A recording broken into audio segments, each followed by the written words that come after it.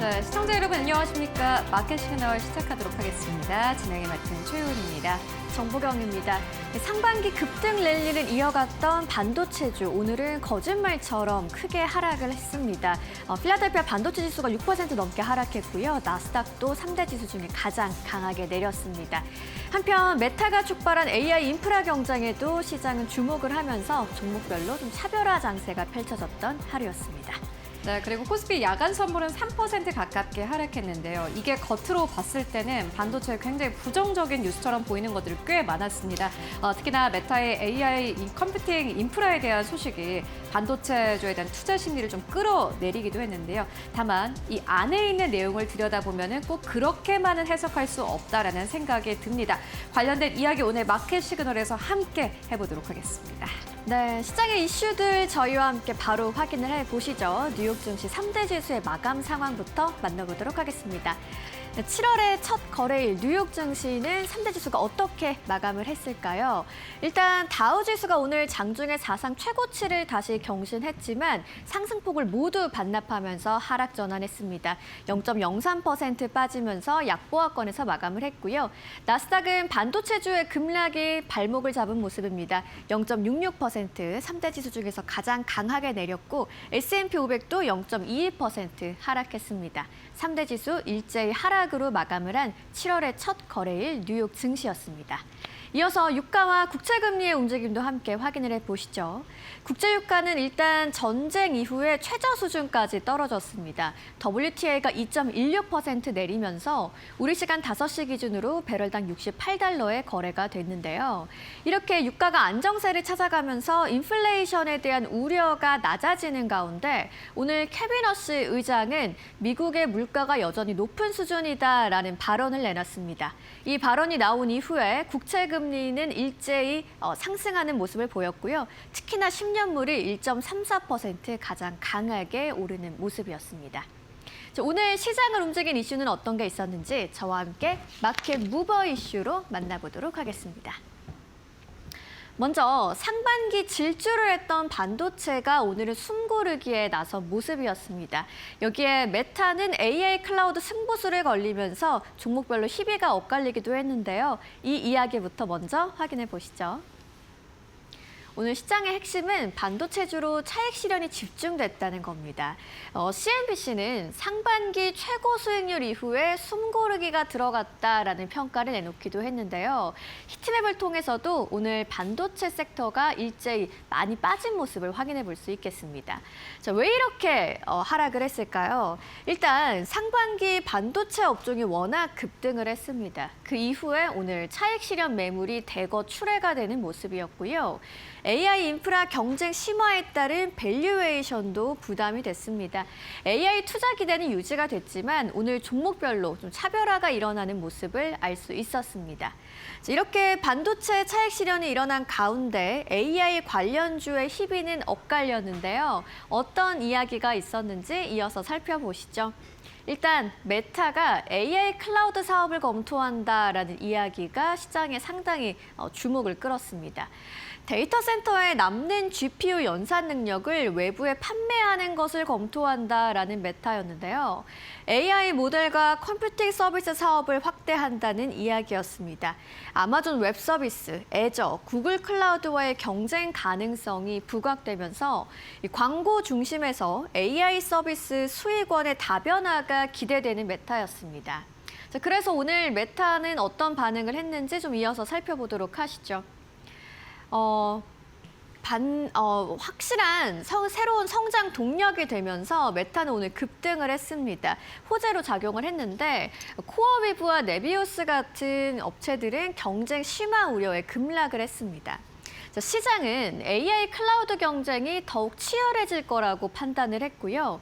그 과정에서 AI 인프라 기업과 반도체 업종 전반에 차익 실현이 있었던 하루였습니다. 이렇게 반도체 차익 실현이 시장을 흔든 가운데 시장은 연준의 메시지 그리고 경제 지표의 발표에도 시선이 쏠렸는데요. 어떤 이야기인지 이어서 살펴보도록 하겠습니다. 자, 유럽중앙은행 포럼 패널 토론에서 워시가 물가가 여전히 너무 높다라는 발언을 내놨습니다. 연준의 목표인 2% 물가 목표는 유지를 하겠다고 했는데요. 한편 FOMC 전까지 금리 방향에 대한 사전 신호는 주지 않겠다는 입장까지 더했습니다. 연준의 물가 안정이라는 우선 기조를 재확인한 시장이었죠. 여기에 경제 지표는 다소 분위기가 엇갈리게 나왔는데요. 먼저 6월 ADP 민간 고용입니다. 9만 8천 명이 증가한 것으로 발표가 됐는데 시장의 예상치는 11만 명의 증가였기 때문에 이를 하회하는 수준으로 나왔고요. 전월치인 5월과도 비교했을 때 증가폭이 다소 둔화되는 모습이었습니다. 고용시장 다소 식고는 있습니다만 급격한 둔화까지는 아니었습니다. 이어서 ISM 제조업 PMI도 발표가 됐는데요. 시장의 예상치보다는 소폭 하회하게 나왔습니다. 하지만 기준선인 50은 상회를 했고요. 6개월 연속 확장 흐름을 이어갔습니다. 또 원자재 가격 지수는 하락한 부분까지 확인해 볼 수 있었는데요. 한마디로 제조업 경기 회복세는 여전히 이어지는 모습이었다라고 해석해 볼 수 있겠습니다. 시장은 이를 어떻게 받아들였을까요? 일단 ADP는 금리 부담을 일부 완화하는 재료로서 소화가 됐습니다. 제조업은 경기의 견조함을 확인하는 수준이었는데요. 고용은 다소 둔화가 됐지만 제조업의 확장세를 이어가면서 경기 침체 우려를 키울 정도는 아니었습니다. 그리고 앞서 살펴보신 캐비너스 의장의 발언, 오늘 미 국채금리의 상승을 가져왔고 달러도 강세를 보였습니다. 시장은 금리 인하 기대를 키웠다기보다는 현재 시간으로 2일 발표되는 7월 고용보고서에도 주목을 하고 있습니다. 이를 확인하려는 관망세가 유지되는 모습이었다라고 오늘 시장을 정리해 보도록 하겠습니다. 종목별로는 어떤 이슈들이 있었을까요? 최효은 앵커와 만나보시죠. 네, 간밤 뉴욕 증시 3대 지수는 일제히 조정으로 거래를 마감했습니다. 오늘 한국 증시도 아마 반도체주의 약세를 조금 염두에 두셔야 될 것 같은데요. 반도체주가 전반적으로 약세를 보였습니다만은 모두 다 내린 게 아닙니다. 약간의 순환매가 있었는데요. 지수는 하락했지만은 상승하는 종목도 꽤 많았습니다. 관련된 종목들의 흐름 바로 만나보도록 하겠습니다. 엔비디아의 주가는 1.2%대 하락이 나왔습니다.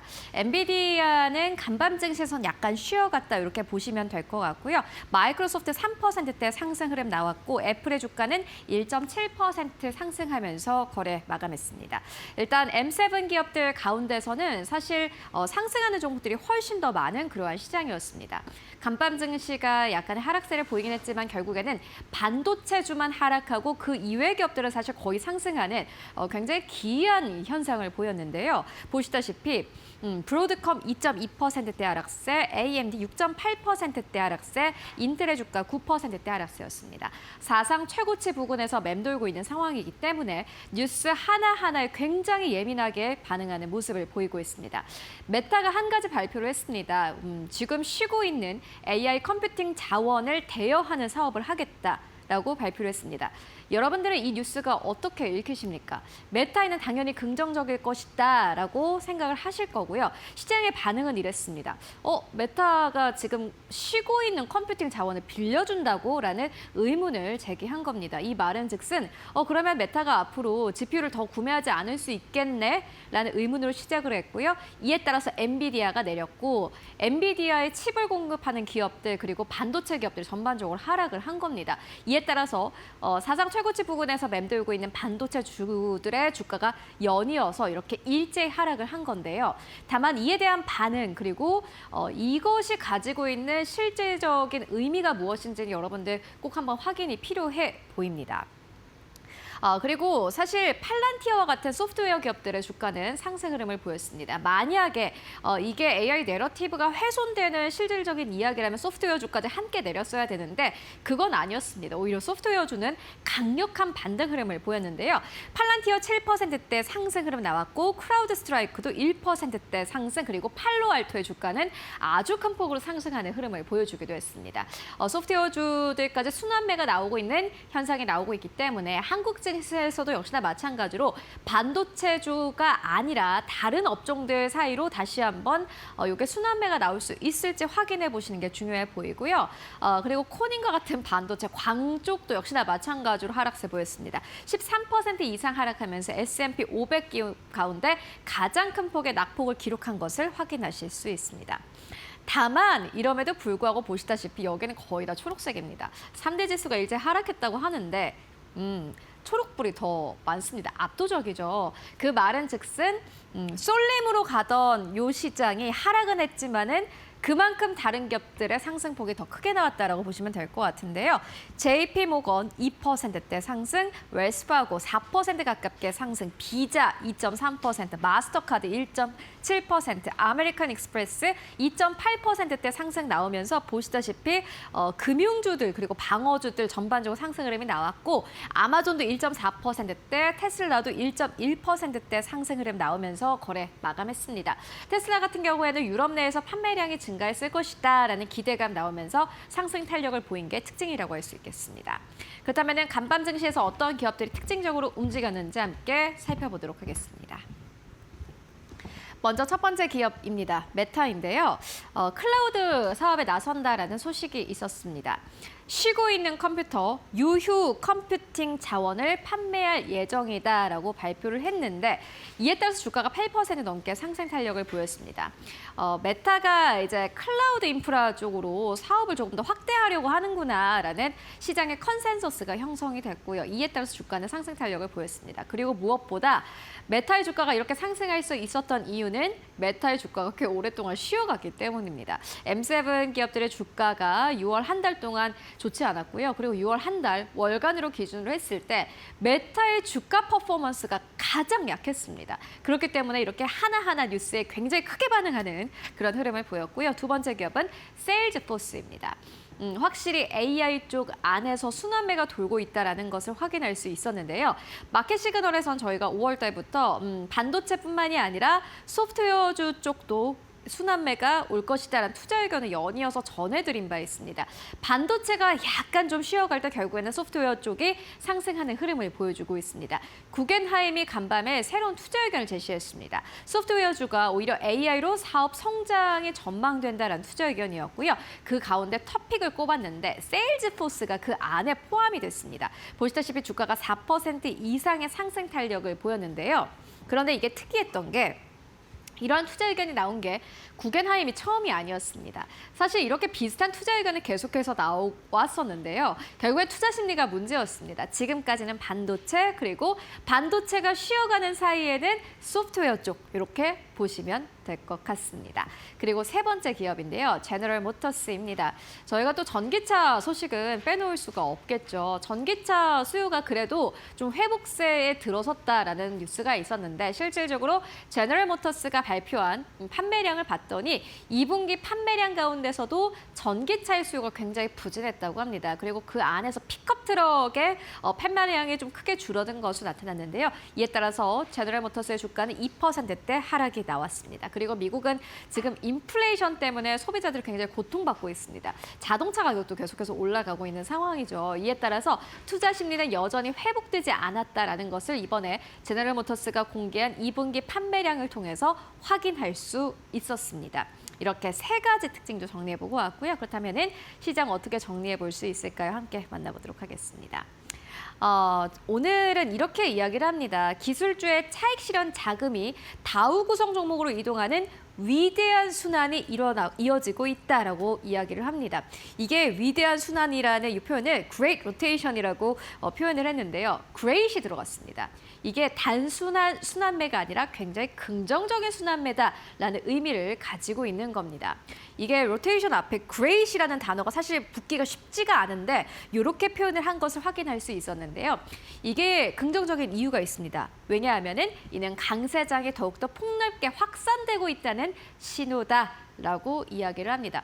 계속해서 기술주 쏠림으로 반도체 쏠림으로 간다면 시장이 꺾이게 된다면 아마 굉장히 크게 꺾일 겁니다. 그런데 반도체가 먼저 가고 그 다음에 소프트웨어도 가고 그리고 그 뒤에 방어주까지 계속해서 같이 가게 된다면 결국에는 시장의 체력이 올라간다라는 의미이겠죠.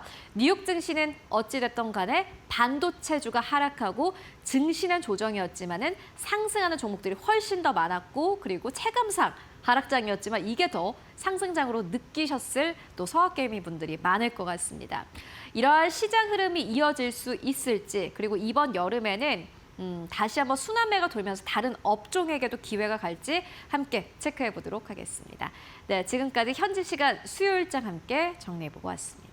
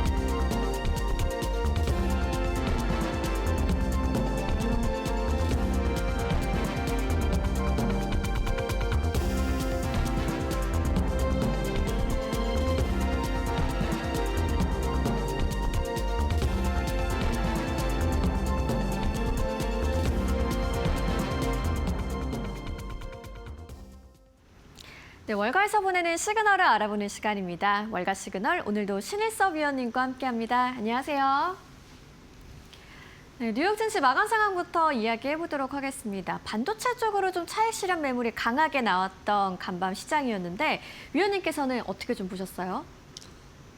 네, 제가 요즘에 계속 말씀을 드렸잖아요. 투자 목표 주가 상향 보고서가 경쟁적으로 지금 나오고 있는데 그냥 요즘에는 외치면 잘 맞기 때문에 마구 외치는 경향이 있다. 네. 근데 그건 이제 잠재성에 대한 얘기고 기술적인 타이밍을 고려를 해야 되는데 지금 네네. 신규 매수자들에게는 상당히 불안한 고점이라고 얘기를 드렸잖아요. 그리고 이런 때를 이용해서 우리도 시니어층 분들이 많이 시청을 하시지만 굉장히 안 좋은 상황들이 많이 발생되더라고요. 실화 탐사나 추정 60분에 나오던데 지금 이 포모 현상이 심하시잖아요. 그렇죠. 옆에서 삼성전자를 얼마 벌었다, SK하이닉스를 얼마 벌었다. 야, 너는 뭐 했니?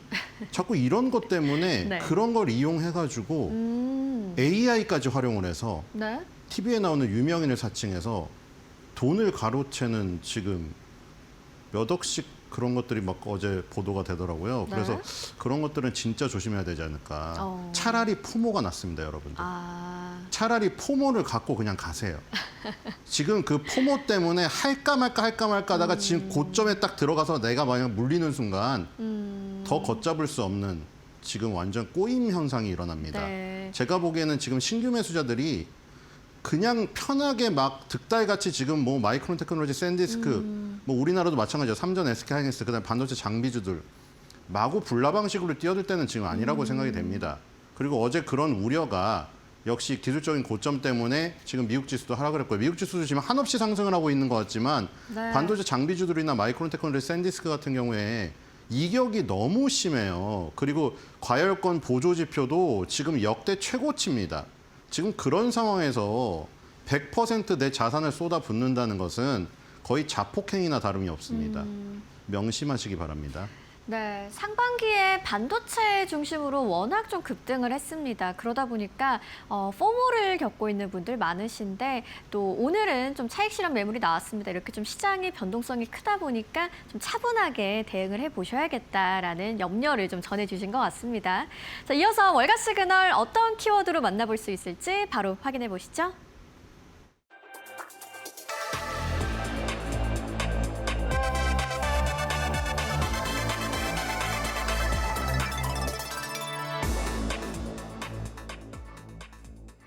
마이크론과 제너럴모터스가 장기 공급 계약을 체결한다는 이야기입니다. 이 메모리 품귀 현상이 이제 자동차 산업까지도 영향을 미치고 있는 것 같습니다. 오늘의 첫 번째 키워드로 이야기 한번 나눠볼까요?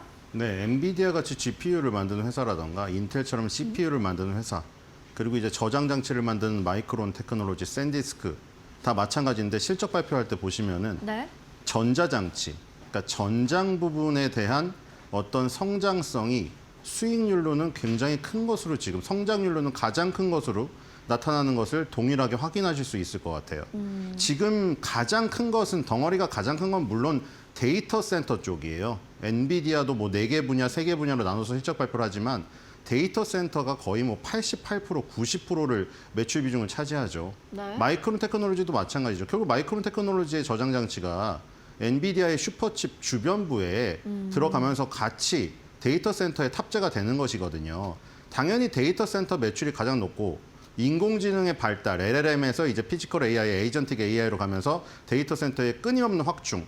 이것 때문에 마이크론 테크놀로지도 급등을 한 것이죠. 근데 이제 엔비디아나 마이크론 테크놀로지 공이 지금 나오는 건데 이 자동차의 전자장치 부분이 앞으로 어떻게 보면은 새로운 슈팅 스타로서 굉장히 점점 덩어리가 커져가고 있습니다. 네. 왜냐하면 자동차가 옛날처럼 이제 바보가 아니거든요. 옛날이야 생각해 보십시오. 뭐 기껏해야 제일 필요한 것들이 이제 여름에 지금 더우니까 공조 장치가 필요할 것이고 그거야 뭐 수동으로 똑딱똑딱 하면 되는 것이고 뭐 라디오나 들었겠죠. CD 플레이어도 있었고요. 카세트 테이프가 있던 시절도 있었습니다. 지금은 달라요. 네네. 앞으로 향후 완전 자율주행 시대가 오게 되면은 거기에 이제 인포테인먼트가 들어가게 됩니다. 핸들도 없어지고 좌석도 넓어지겠죠. 좌석의 방향이 바뀔 수도 있고요. 그렇네요. 거기 다양한 어떤 장치들이 들어가게 되는데 다 전자장치입니다. 그럼 이제 예전에 쓰던 그런 레거시 반도체가 아니라 여기도 똑똑한 반도체들이 탑재되기 시작할 거예요. 비싼 반도체들이.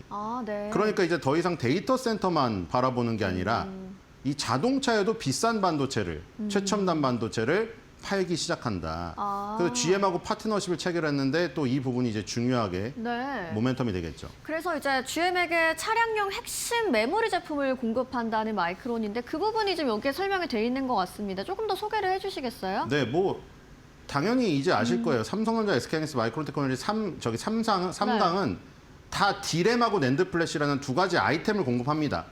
D램을 수직으로 쌓은 HBM이 이제 데이터 센터에 보통 들어간 것이고 이제 D램, 낸드 플래시 다른 어떤 아이템들이 저 전장에 쓰이죠. 뭐 LP D램이라고 LP가 이제 로우 파워예요. 로우 파워 앞에가 로우 파워니까 저전력인 거죠. 저전력, 적게 전력을 쓰면서 네. 고성능을 나타내는 LP D램이라던가 아니면 노 플래시라던가 UFS 낸드 플래시 이런 것들이 이제 탑재되게 되는데 이제 GM에 공급이 되겠죠.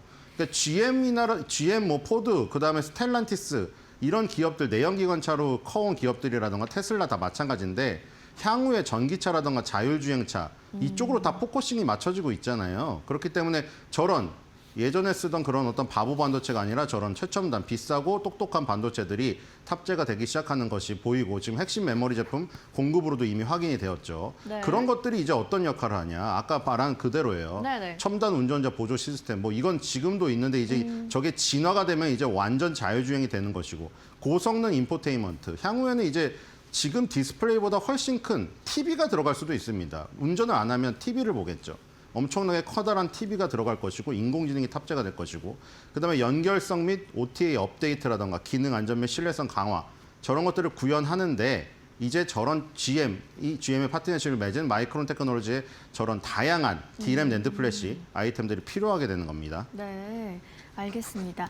말씀하신 것처럼 이 차세대 자동차는 과거와는 확연히 좀 다른 모습이기 때문에 이 자동차 산업에서 메모리와의 협력이 상당히 중요하다는 부분이었습니다. 그래서 이제 GM은 이제 선제적 공급망 확보를 위한 계약이라고 했고, 마이크론은 또 실적 발표 컨퍼런스 콜에서 다양한 장기 공급 계약에 대한 이야기를 했는데, 다음 화면을 통해서 그 이야기를 조금 더 자세하게 해보죠. 네. 자, 메모리 칩 가격이 급격히 상승하면서 네. 뭐 물론 지금 한쪽에서는 또 저기 뭐 그 얘기 하더라고요. 마이크론 테크놀로지 자신감이 넘쳤는지 애플을 또 공격하더라고요, 요즘에. 애플이 팀 쿡이 막 힘들다고 하니까 아이폰 가격 올려야 된다고 하니까 너네 예전에 우리 거 후려쳤잖아 이렇게 또 공격을 하더라고요. 근데 네. 그쵸. 근데 또 협력 관계니까 또 그렇게만은 GM한테도 그런 소리 할지도 모르겠습니다. 우리 가격 후려쳤잖아. 지금 비싸게 받아야지. 이럴지도 모르겠는데 어쨌든 지금 마이크론 테크놀로지는 부르는 게 값입니다. 전장 쪽에서도 마찬가지예요. 그렇죠. 데이터 센터뿐만이 아니라 전장 쪽에서도 이제 메모리 칩 가격이 급격히 상승하고 서버 클라우드 AI 수요 폭증, 자동차 산업의 메모리가 중요해진다. 이것 때문에 결국 GM도 미리 확보할 수밖에 없는 거예요. 이미 느꼈잖아요. 애플에서 봤잖아요, 그거를. 애플한테 뭐라고 하는 걸 봤기 때문에 GM도 급합니다. 야, 전장 쪽에도 이게 닥치겠는데? 우리 전장 쪽이라고 이렇게 좀 안심할 수 없겠는데? 마이크론이든 삼성이든 SK하이닉스든 우리 확보해야겠다. 그런 어떤 선제적 공급망 확보에 이 의미에서 굉장히 큰 겁니다. 이것도 가불 관계가 어떻게 보면 바뀌었죠. GM이라는 회사가 을이 되었어요. 지금 보면은. 자, 그래서 생산 능력 강화에 투자를 했습니다. 보니까 버지니아주 매너서스에 D램 제조 공장 확장 투자에 20억 달러를 저기 쏟는다고 하죠. 마이크론 테크놀로지가. 그래서 저런 어떤 그 수요의 증가가 공급이 못 따라가는 부분이 지금 보이죠. 계속 캐파가 수요가 늘어서 계속 캐파를 늘리고 있는데 이제 막 공장을 다시 세우는. 그러니까 공장을 세우면 바로 나간다는 자신감이 있겠죠. 그래서 지금 2026년도 3분기 기준으로 전략적 고객 계약 체결 부분이 16건이 지금 나온 상태로 지금 나오고 있습니다. 네, GM과의 계약은 이제 마이크론의 광범위한 공급 전략 계약 중에 하나였습니다. 마이크론이 간밤에는 좀 상당히 약세를 보였는데 최근에 주가 흐름 어땠는지 차트를 통해서 한번 살펴보도록 하죠. 네, 지금 요즘에 변동성 심해요. 맞아요. 그러니까 지금 이런 지금 고점이 돼서 그런 겁니다. 밑에 보면 4월 달에는 그러니까 뭐 그게 그렇게 뭐 말처럼 쉬운 건 아니겠습니다만 물론 저도 지나고 나서 얘기하는 겁니다. 그런데 4월 달에는 굉장히 편안히 올라왔어요. 지금 내려갈 때 보면은 그렇게 폭이 크지가 않아요. 근데 지금 며칠 일주일간의 흐름을 보면은 진짜 위아래로 극심한 변동성이거든요. 지금 위로 올라간 폭만큼 그 다음 날 내려와 버리고. 근데 그 다음 날은 또 신고가를 돌파해요. 근데 또 며칠 지나니까 그 제자리로 돌아왔어요, 지금. 보면은 지금 목표 주가는 뭐 2,000달러까지도 나왔는데 그래서 또 제가 계속 얘기를 했잖아요. 2,000달러가 나왔는데 왜 주가가 안 오르냐. 기술적인 이격을 고려를 하지 않고 그럼 2,000달러를 다이렉트로 가면 뭐하러 이런 그 재는 걸 하겠습니까? 그냥 가만히 무조건 사면 되죠. 그냥 무조건 바이를 하면 돼요. 근데 주식은 그렇지가 않거든요. 어쨌든 지금 변동성이 아주 극심해지고 있는 모습이고 그렇게 되면서 여기서 굉장히 치열한 전투가 벌어졌죠. 1,030달러. 여기가 굉장히 중요한 라인이 됐습니다. 딱 보셔도 1,030달러에서 종가라던가 장중 고가, 장중 저가가 만난 부분이 상당히 많아요, 지금. 저 부분이 깨지면 일단 1,000달러 밑으로도 다시 갈 수 있는 지금 모습입니다. 일단 1,030달러를 지켜내야겠죠. 지금 벌써 한 3, 4번이죠. 한 4, 5일 정도 1,030달러에서 겨우겨우 지지를 하면서 버티고 있는 모습입니다. 지금 일단 밑이 깨질 수도 있어요. 네. 마이크론 좀 차트를 통해서 보니까 정말 4월과의 흐름을 비교해 봤을 때 최근 뭐 일주일간 변동성이 정말 컸다는 걸 확인해 볼 수 있겠습니다. 이 1,030달러 선이 중요하다라는 이야기로 오늘의 첫 번째 키워드 정리를 한번 해보도록 하겠습니다. 이어서 월가 시그널 두 번째 키워드 바로 만나보시죠.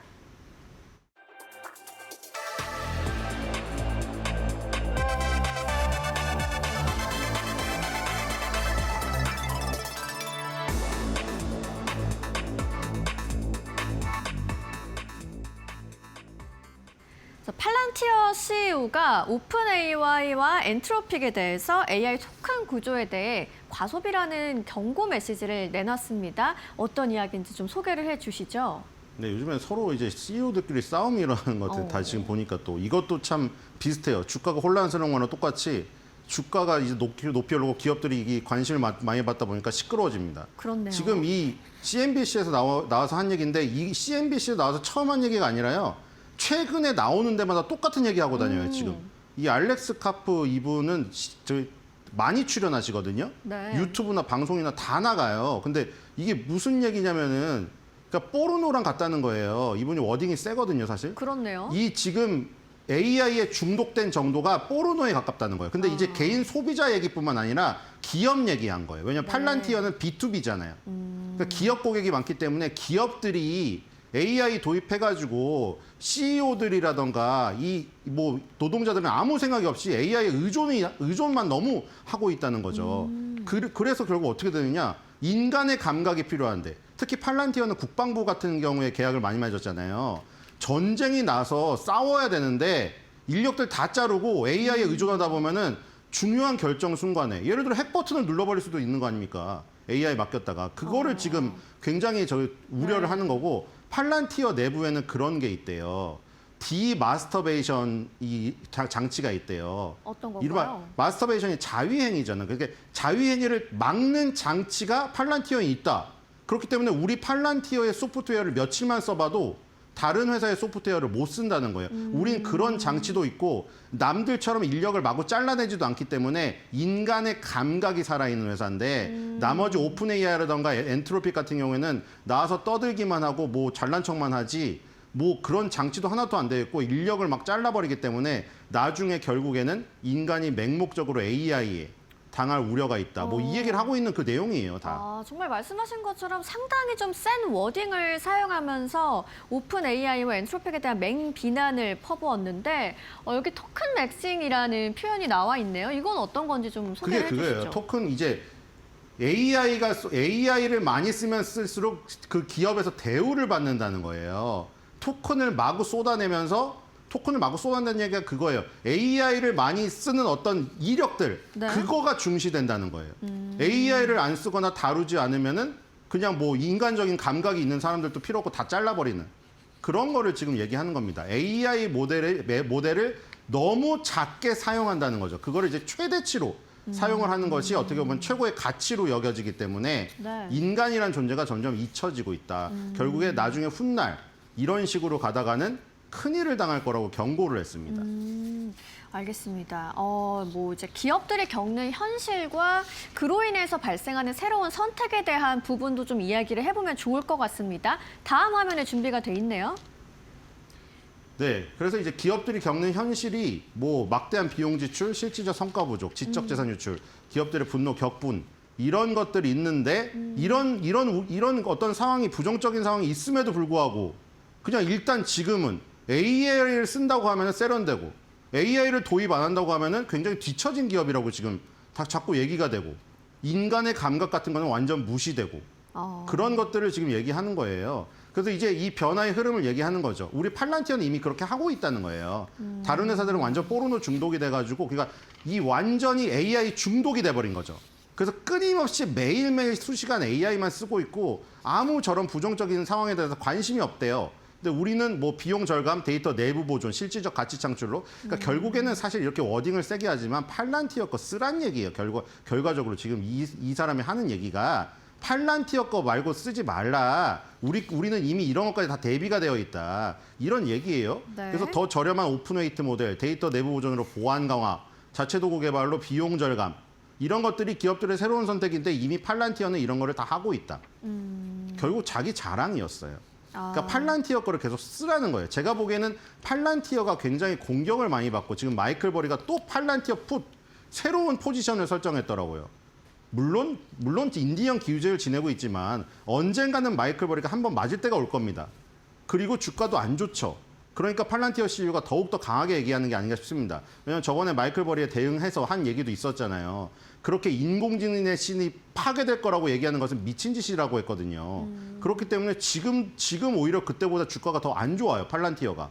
매그니피센트 7만 매력적이지 않은 게 된 게 아니라 팔란티어도 지금 날개가 부러졌단 말이에요. 그래서 더욱더 이런 얘기를 강하게 하는 게 아닌가 저는 그런 생각이 드네요. 네, 팔란티어의 주가 흐름이 최근에 좋지 않았다고 말씀을 해주셨는데 차트를 통해서 흐름이 어땠는지 좀 볼까요?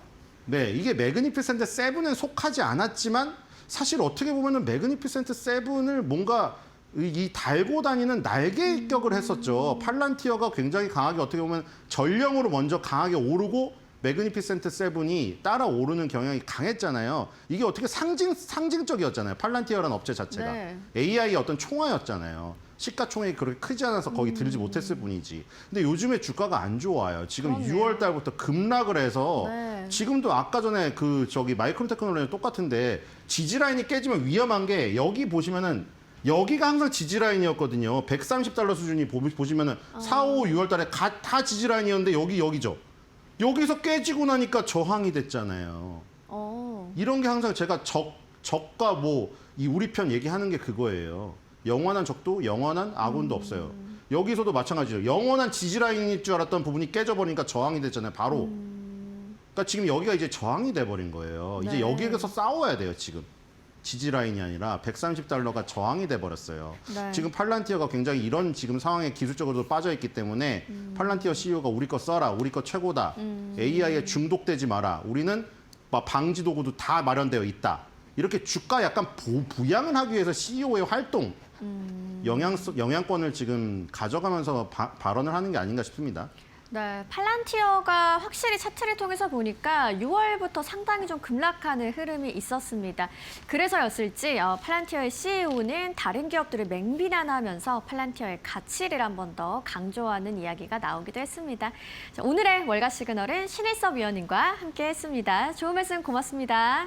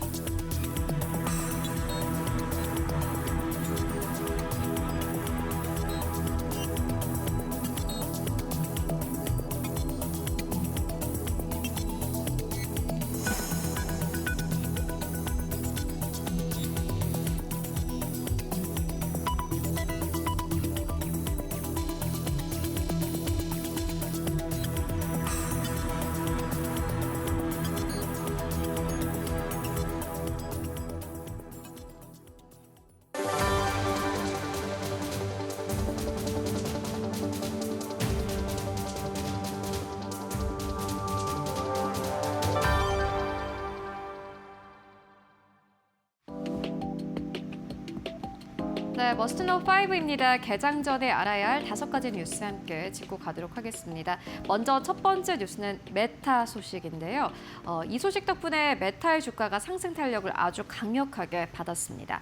메타가 AI 유효 컴퓨팅 파워 판매를 추진하고 있다라는 소식이었는데요.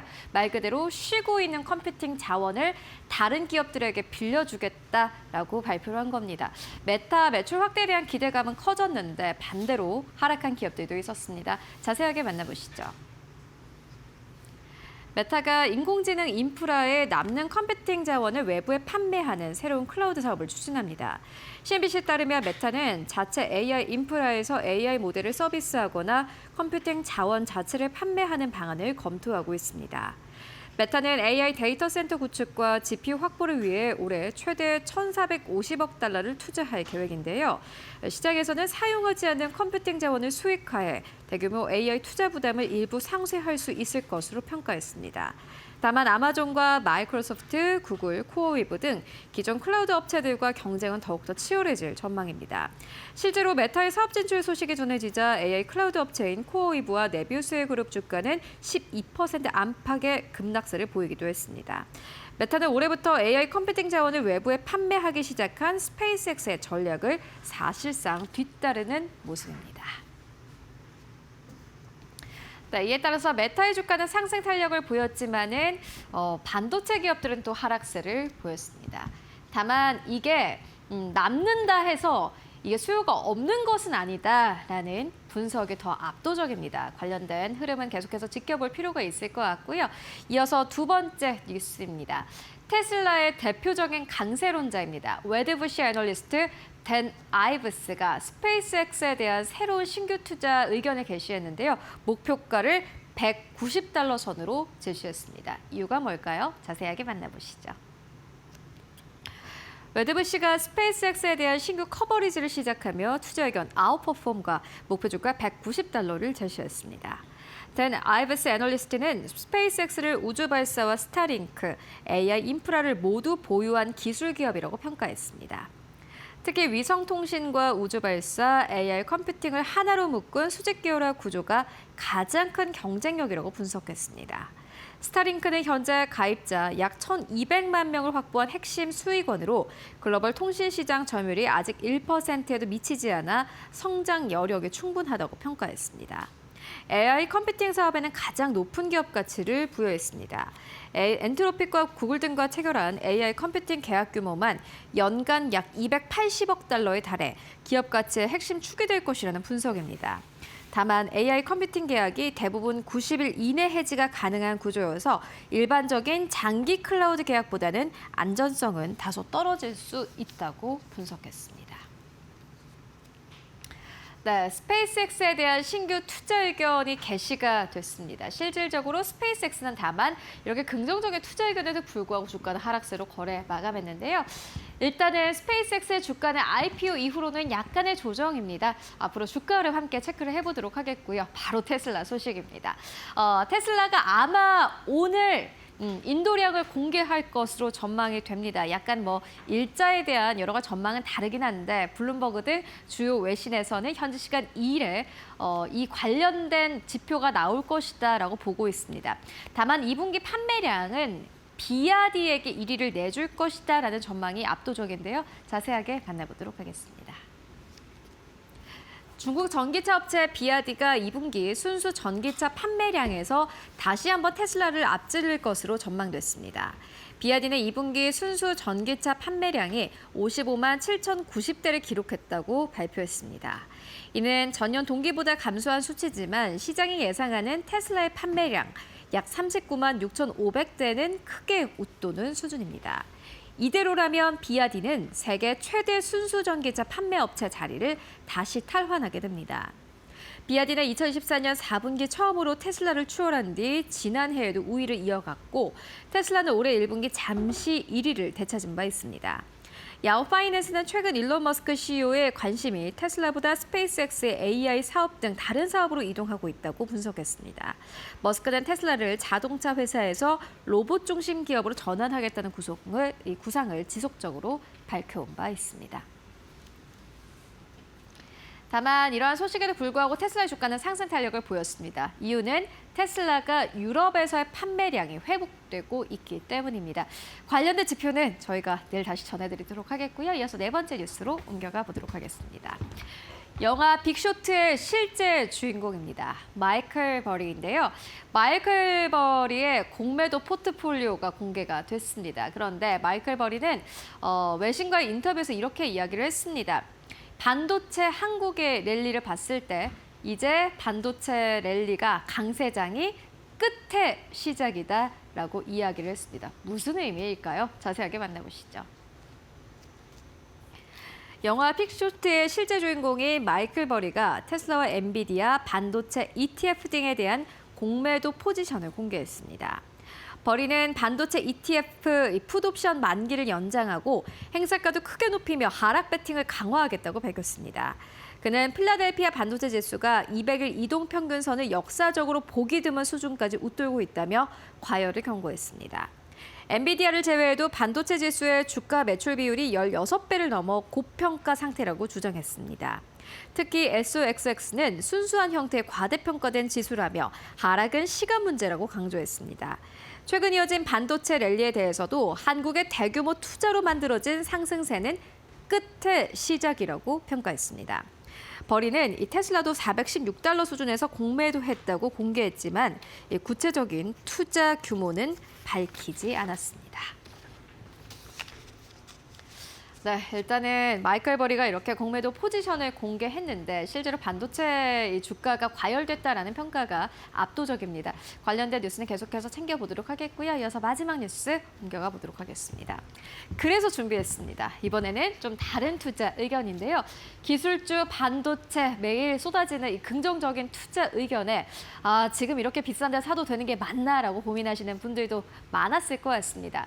UBS는 조금 다른 이야기를 합니다. 방어주도 봐야 된다라는 이야기가 나오고 있는데요. 방어주의 저가 매력이 커졌다라면서 배당주에 투자할 기회다라면서 지금 이 시점을 주목해야 된다라는 투자 의견을 제시했습니다.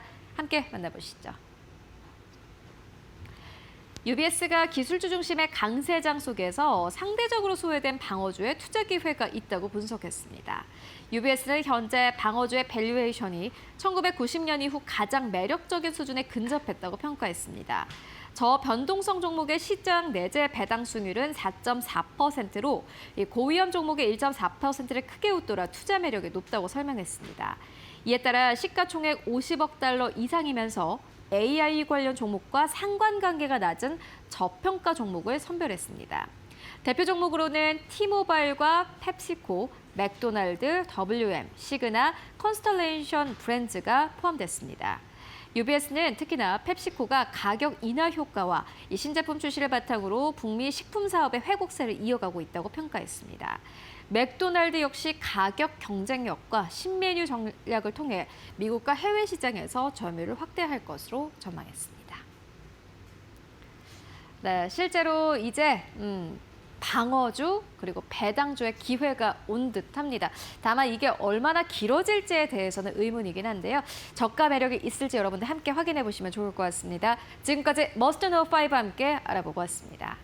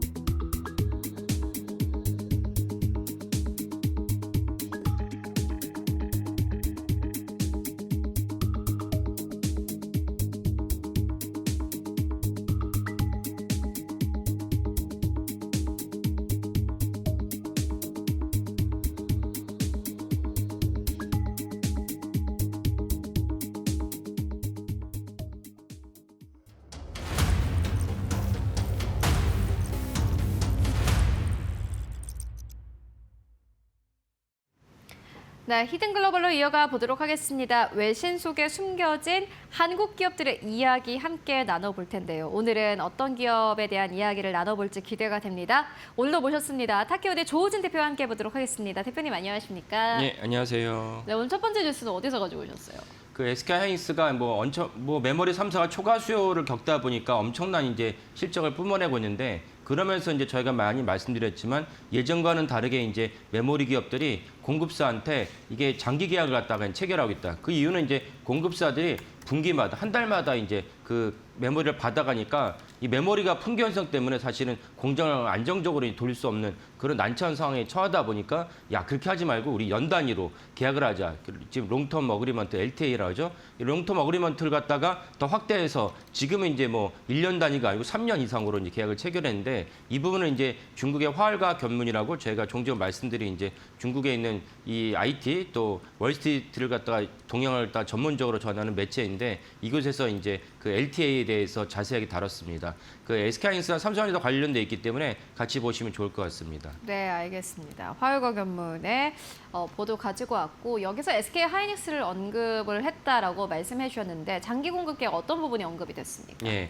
그 장기 공급 계약을 해서 처음에 들었을 때 그 시장에서 부정적 인식도 있었습니다. 왜냐하면 메모리 가격이 계속 올라갈 수 있는데 장기 공급 계약을 체결한다는 것은 현재 가격으로 이제 고정이 되어 버리니까 추가로 이제 메모리 가격이 올라갔을 때 수혜를 못 받는 거 아니냐. 그러면 그만큼 지금 현재 매출과 영업이익도 고정되어 버리니까 그럼 주가도 이제 고점이 아니냐 이런 판단 때문에 해당 관점에 대해서 부정적으로 시장이 반응한 적도 있었습니다. 하지만 이제 제가 이전에 말씀드린 적 있었지만 보통으로는 그렇게 생각하지만 실질적으로 메모리 기업들이 공급사랑 체결한 이 LTA는 그렇지 않고 특별히 하이닉스는 어느 정도 미니멈을 갖다 설정했을 뿐인 거지 어퍼 리미트, 그러니까 상한선을 갖다가 이제 정해지지 않았다라는 것을 제가 말씀드린 적이 있었는데 화일과 견문도 동일하게 제가 말씀드린 부분을 또 한 번 확인시켜줬습니다. 그래서 그 SK 하이닉스는 다른 이제 그 삼성전자와 다르게 상한선을 두지 않았다. 그러니까 LTA를 체결하긴 했지만 내가 너네들에게 어느 정도 물량을 갖다 주겠다라고 이제 물량 자체는 이제 보장해 줬지만 이 가격이 올라갔을 때 당연히 시장에 대한 가격에 대한 판가도 그대로 반영하는 상한선을 두지 않았다는 것이 이번 화일과 견문의 이제 보도입니다. 그렇다면 아까 말씀드린 이 LTA에 대해서 부정적으로 봤던 이 시각을 갖다가 부식시키는 중요한 보도라고 볼 수가 있겠습니다. 네, 알겠습니다. 그럼 저희 바로 첫 번째 키워드부터 열어보도록 하겠습니다. 첫 번째 키워드는 치플레이션이 두려운 LTA입니다. 치플레이션 말 그대로 반도체 가격이 계속해서 오르는 건데 말씀하셨던 것처럼 LTA 방식으로 이제 계약을 하게 되면은 치플레이션이 있을 때 이 가격을 계약의 형태에 따라서 그걸 흡수하지 못할 거다라는 우려가 나오는 거거든요. 그런데 이 화울과 이제 여기 보도에 따르면은 이게 상한선이 없다라고 말씀하셨어요. 예, 어떻게 그게 예. 가능한 거죠? 그만큼 가능한 이유는 결국 이제 공급사들과 메모리 기업, 하이닉스와 이제 이 하이닉스의 메모리에 필요한 여러 기업들 사이에서 갑을 관계가 이제 뒤집혔다. 그럼 옛날에도 사실은 이게 제품인데 메모리 반도체, D램, 낸드 플래시가 제품인데 이 제품을 갖다가 판매를 할 때 공급사 입장에서는 판매라는 이 생산자 입장에서는 야 이게 사실은 30조짜리 그 제품에서 공장에서 나온 건데 이거를 한 달, 두 달 단위로 끊지 말고 분기 단위, 하다면 1년 단위로 가져가라고 요구하고 싶죠. 그게 타당하지 않겠습니까? 왜냐하면 그래야지 생산자 입장에서도, 그러니까 하이닉스나 삼성전자 입장에서도 1년 정도는 이제 이 할당량을 갖다 정해놔야지 안정적으로 공장을 갖다가 돌릴 수가 있는데 가동할 수 있는데 근데 공급사 입장은 싫다는 것입니다. 뭐 한 달 단위로 바뀌었다. 왜?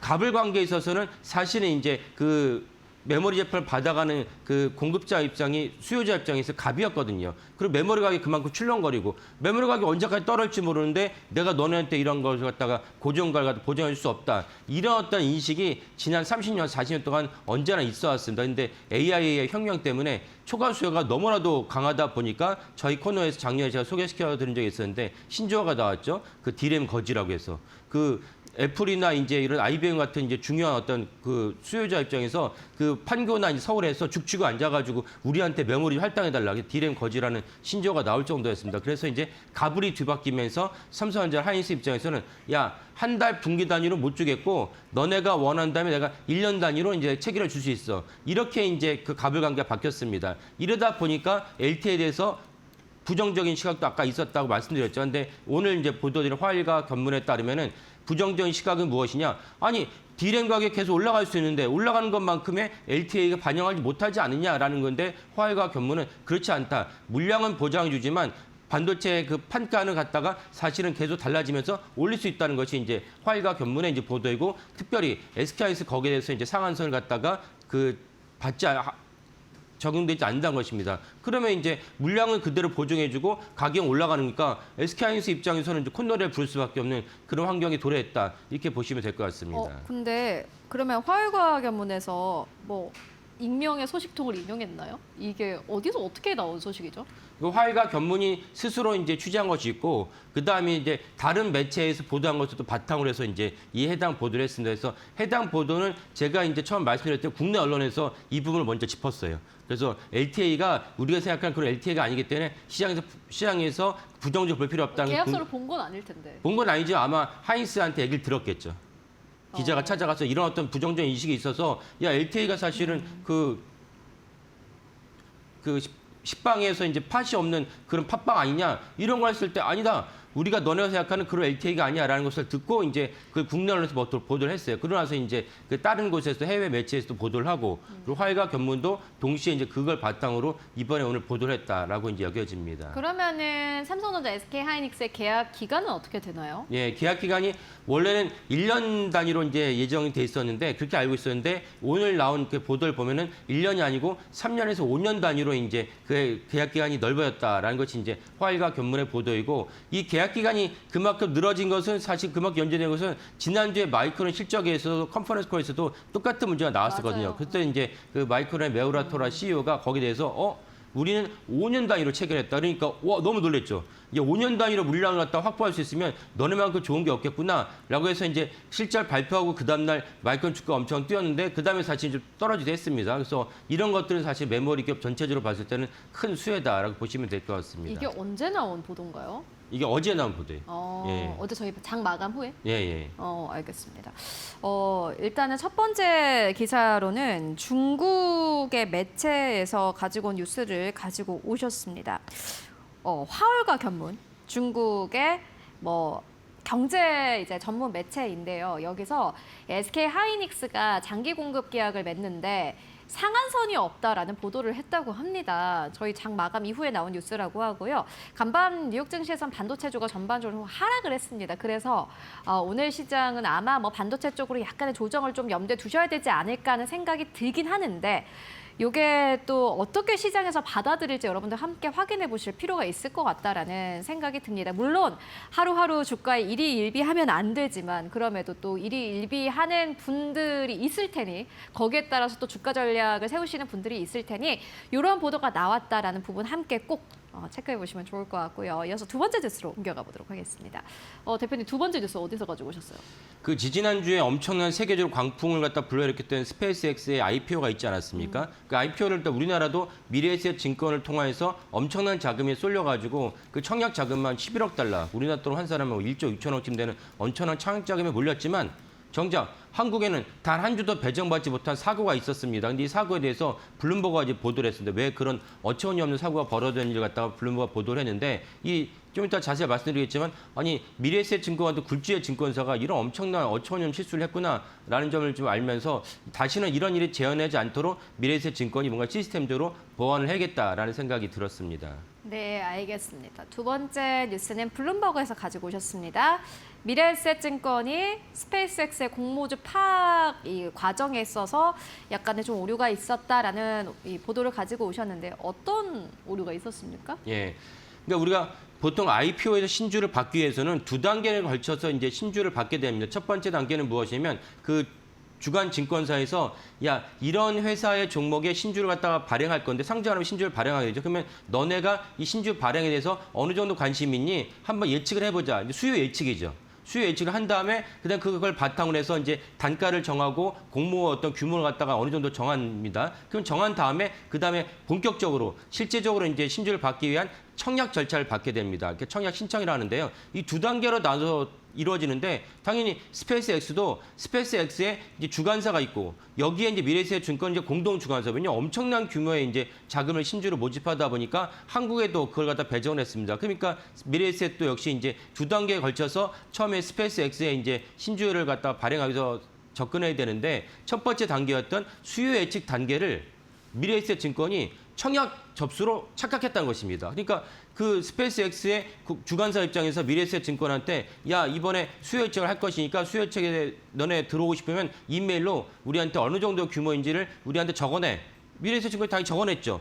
그런데 미래에셋 증권은 그것이 본격적인 청약인 청약 접수로 착각했다는 것입니다. 그러니까 두 번째 그 단계인 청약 접수 기간에 미래에셋 증권이 해당 물량을 갖다 접수하지 않았어요. 접수하지 않았다 보니까 당연히 그 스페이스X의 이제 주관사 입장에서 미래에셋에다가 단 한 주도 배정하지 않았습니다. 이런 사고가 이제 벌어졌다라고 이제 블룸버그가 보도를 했습니다. 그러면은 이게 이제 접수조차 안 됐다는 건가요? 그렇죠. 그러니까 쉽게 말하면은 그 신주를 갖다가 모집하기 위해서 그 미래에셋 증권사에서 그 신주를 위해서 너네가 이메일로 왜 구두를 할 수 없죠. 이건 문서가 필요하니까 이메일로 너네가 이런 어떤 규모의 신주를 달라고 우리한테 청약 접수를 해라, 청약 신청을 해라 그랬는데 그 단계를 갖다가 미래에셋 증권이 완전 건너뛴 거예요. 왜? 아까 말씀드렸다시피 처음에 수요 예측을 갖다가 청약 신청으로 착각했기 때문에 건너뛴 것입니다. 이러다 보니까 우리도 이제 엄청나게 이제 기대를 했었죠. 무려 11억 달러가 몰렸으니까. 그래서 그 당시에 미국도 마찬가지고 우리나라 증시가 횡보를 했습니다. 왜냐면 일시적으로 자금의 블랙홀이 이쪽에 빨아들이다 보니까 수급에 있어서 안 좋은 일이 생기면서 우리나라 증시가 안 좋았는데 정작 알고 봤더니 그 11억 달러를 빨아들인 미래에셋증권은 청약 접수를 하지 않는 바람에 단 한 주도 받지 못하는 세계적인 망신을 갖다가 상게된 것입니다. 이 부분을 블룸버그가 집요하게 취재를 하다 보니까 미래에셋증권에 엄청난 규칙 사항이 있었다는 것을 밝혀냈고 그래서 이제 이 부분에 있어서 우리가 오해가 풀렸다라고 볼 수가 있겠습니다. 보니까 어제 미래에셋증권에서 반박을 했네요. 예. 네, 이 부분 어떻게 보세요? 예. 아니 블룸버그 보도에 보면 미래에셋증권에서 그 질의를 했는데 질의에 답변하지 않았다라고 블룸버그 기사에 나와 있어가지고 이 부분은 제가 이제 담지는 않았어요. 네, 알겠습니다. 그러면은 이 사태가 좀 어떻게 마무리될까요? 어떻게 보세요? 예. 이거는 하나의 해프닝이라고 볼 수도 있지만 우리는 자본시장과 투자 관점에서 방송을 하고 오늘도 보고 계십니다. 그러면 무슨 말이냐? 11억 달러는 전체 총액의 규모는 11억 달러고 11억 달러의 규모의 자금을 맡긴 투자자 입장에서는 전체 청약부터 환불까지 7일이라는 거래일의 그 시간을 갖다 날렸습니다. 날렸을 때 해당 기간만큼의 본인들이 내가 어떤 주식에 투자했다면 하다못해 이 어떤 주식에 투자했는지가 모호하다면 어떤 지수에다가 투자했다면 코스피 200에다 투자했다면 그만큼의 그 기회이익을 날린 것이기 때문에 이 부분을 갖다가 미래에셋증권이 투자자들에게 보상을 해줘야 된다라고 생각이 들고 또 이 부분에 대해서 우리나라가 그 세계적으로 망신을 당한 것이기 때문에 금감원에서 미래에셋증권을 갖다가 조사를 해서 블룸버그의 기사는 기사인 거고 이걸 당국이 또 조사한 건 다른 맥락입니다. 그래서 당국이 조사를 해서 주도 면밀하게 조사를 해서 실제로 이런 어처구니 없는 사태가 그 행정적인 미스 때문에 발생한 것인지 다른 이유가 있는 것인지 그런 다른 이유가 있다면 이 부분도 자세하게 살펴보고 그다음에 근본적으로 이 11억 달러를 맡긴 국내 투자자들에게 미래에셋증권이 어떤 식으로 보상을 해줄지도 사실은 금감원과 금융위가 차분하게 조사를 한 다음에 발표를 해야 된다라고 이제 생각을 합니다. 이게 보니까 미래에셋증권이 블룸버그 보도에 반박을 했다. 잘못된 이해 소통 오류는 전혀 사실이 아니라는 취지다라고 이야기를 했습니다. 그럼 예. 대표님께서는 아직 근데 미래에셋증권에서 정확한 어떤 스탠스가 나온 건 아닌데 예. 그러면은 블룸버그의 보도를 보셨을 때도 예. 기자시셨고 또 취재를 많이 해보셨잖아요. 예. 어떻게 보세요? 예. 그러니까 이게 사실은 지금의 그 스타벅스 사건과 비슷한데 네. 스타벅스 사건의 이제 핵심이 무엇이냐? 그 신세그룹이 자체 조사를 해봤더니 말단 직원이 이제 탱크데이를 갖다가 기한을 했는데 그 위에 상급자들도 아무도 그 기한을 열어보지 않고 최종적으로 그냥 아이템을 내놨던 거 아닙니까? 신세계 그룹에 이제 설명들을 한다면. 그러니까 이번에 미래에셋증권도 말단 직원이 이런 식으로 해서 이제 절차를 밟겠습니다. 절차를 밟고 나서 그다음 6월달 그 본 청약까지 아무런 조치를 취하지 않은 거야. 그러면 중간에 있는 많은 상급자들 어느 하나도 이걸 갖다 크로스 체크를 하지 않았다라는 것이기 때문에 이것도 사실 쉽게 확인할 수 있는 부분이다라고 여겨집니다. 그래서 이런 부분들은 미래에셋증권이 시스템적으로 좀 보완해야 될 문제다라고 생각을 합니다. 네, 알겠습니다. 여기에 대해서는 좀 지금 아직 뭐 확실한 결론이 나온 건 아니기 때문에 여러분들 나오는 뉴스를 계속해서 보셔야 될 것 같긴 한데 블룸버거는 미래에셋증권이 스페이스X 공모주 파악을 주문 접수로 오해했다. 실질적으로 청약을 해야 할 때 그 신청을 하지 않았다라고 블룸버거는 보도를 했고 미래에셋증권은 이는 사실이 아니다. 이렇게 반박을 한 상황입니다. 뭐 여기에 대해서는 뭐 계속해서 뉴스가 업데이트 될 테니까요. 관련된 뉴스는 계속해서 전달을 해드리도록 하겠습니다. 지금까지 히든글로벌 조우진 대표와 함께 이야기 나눠봤습니다. 말씀 고맙습니다. 예, 감사합니다.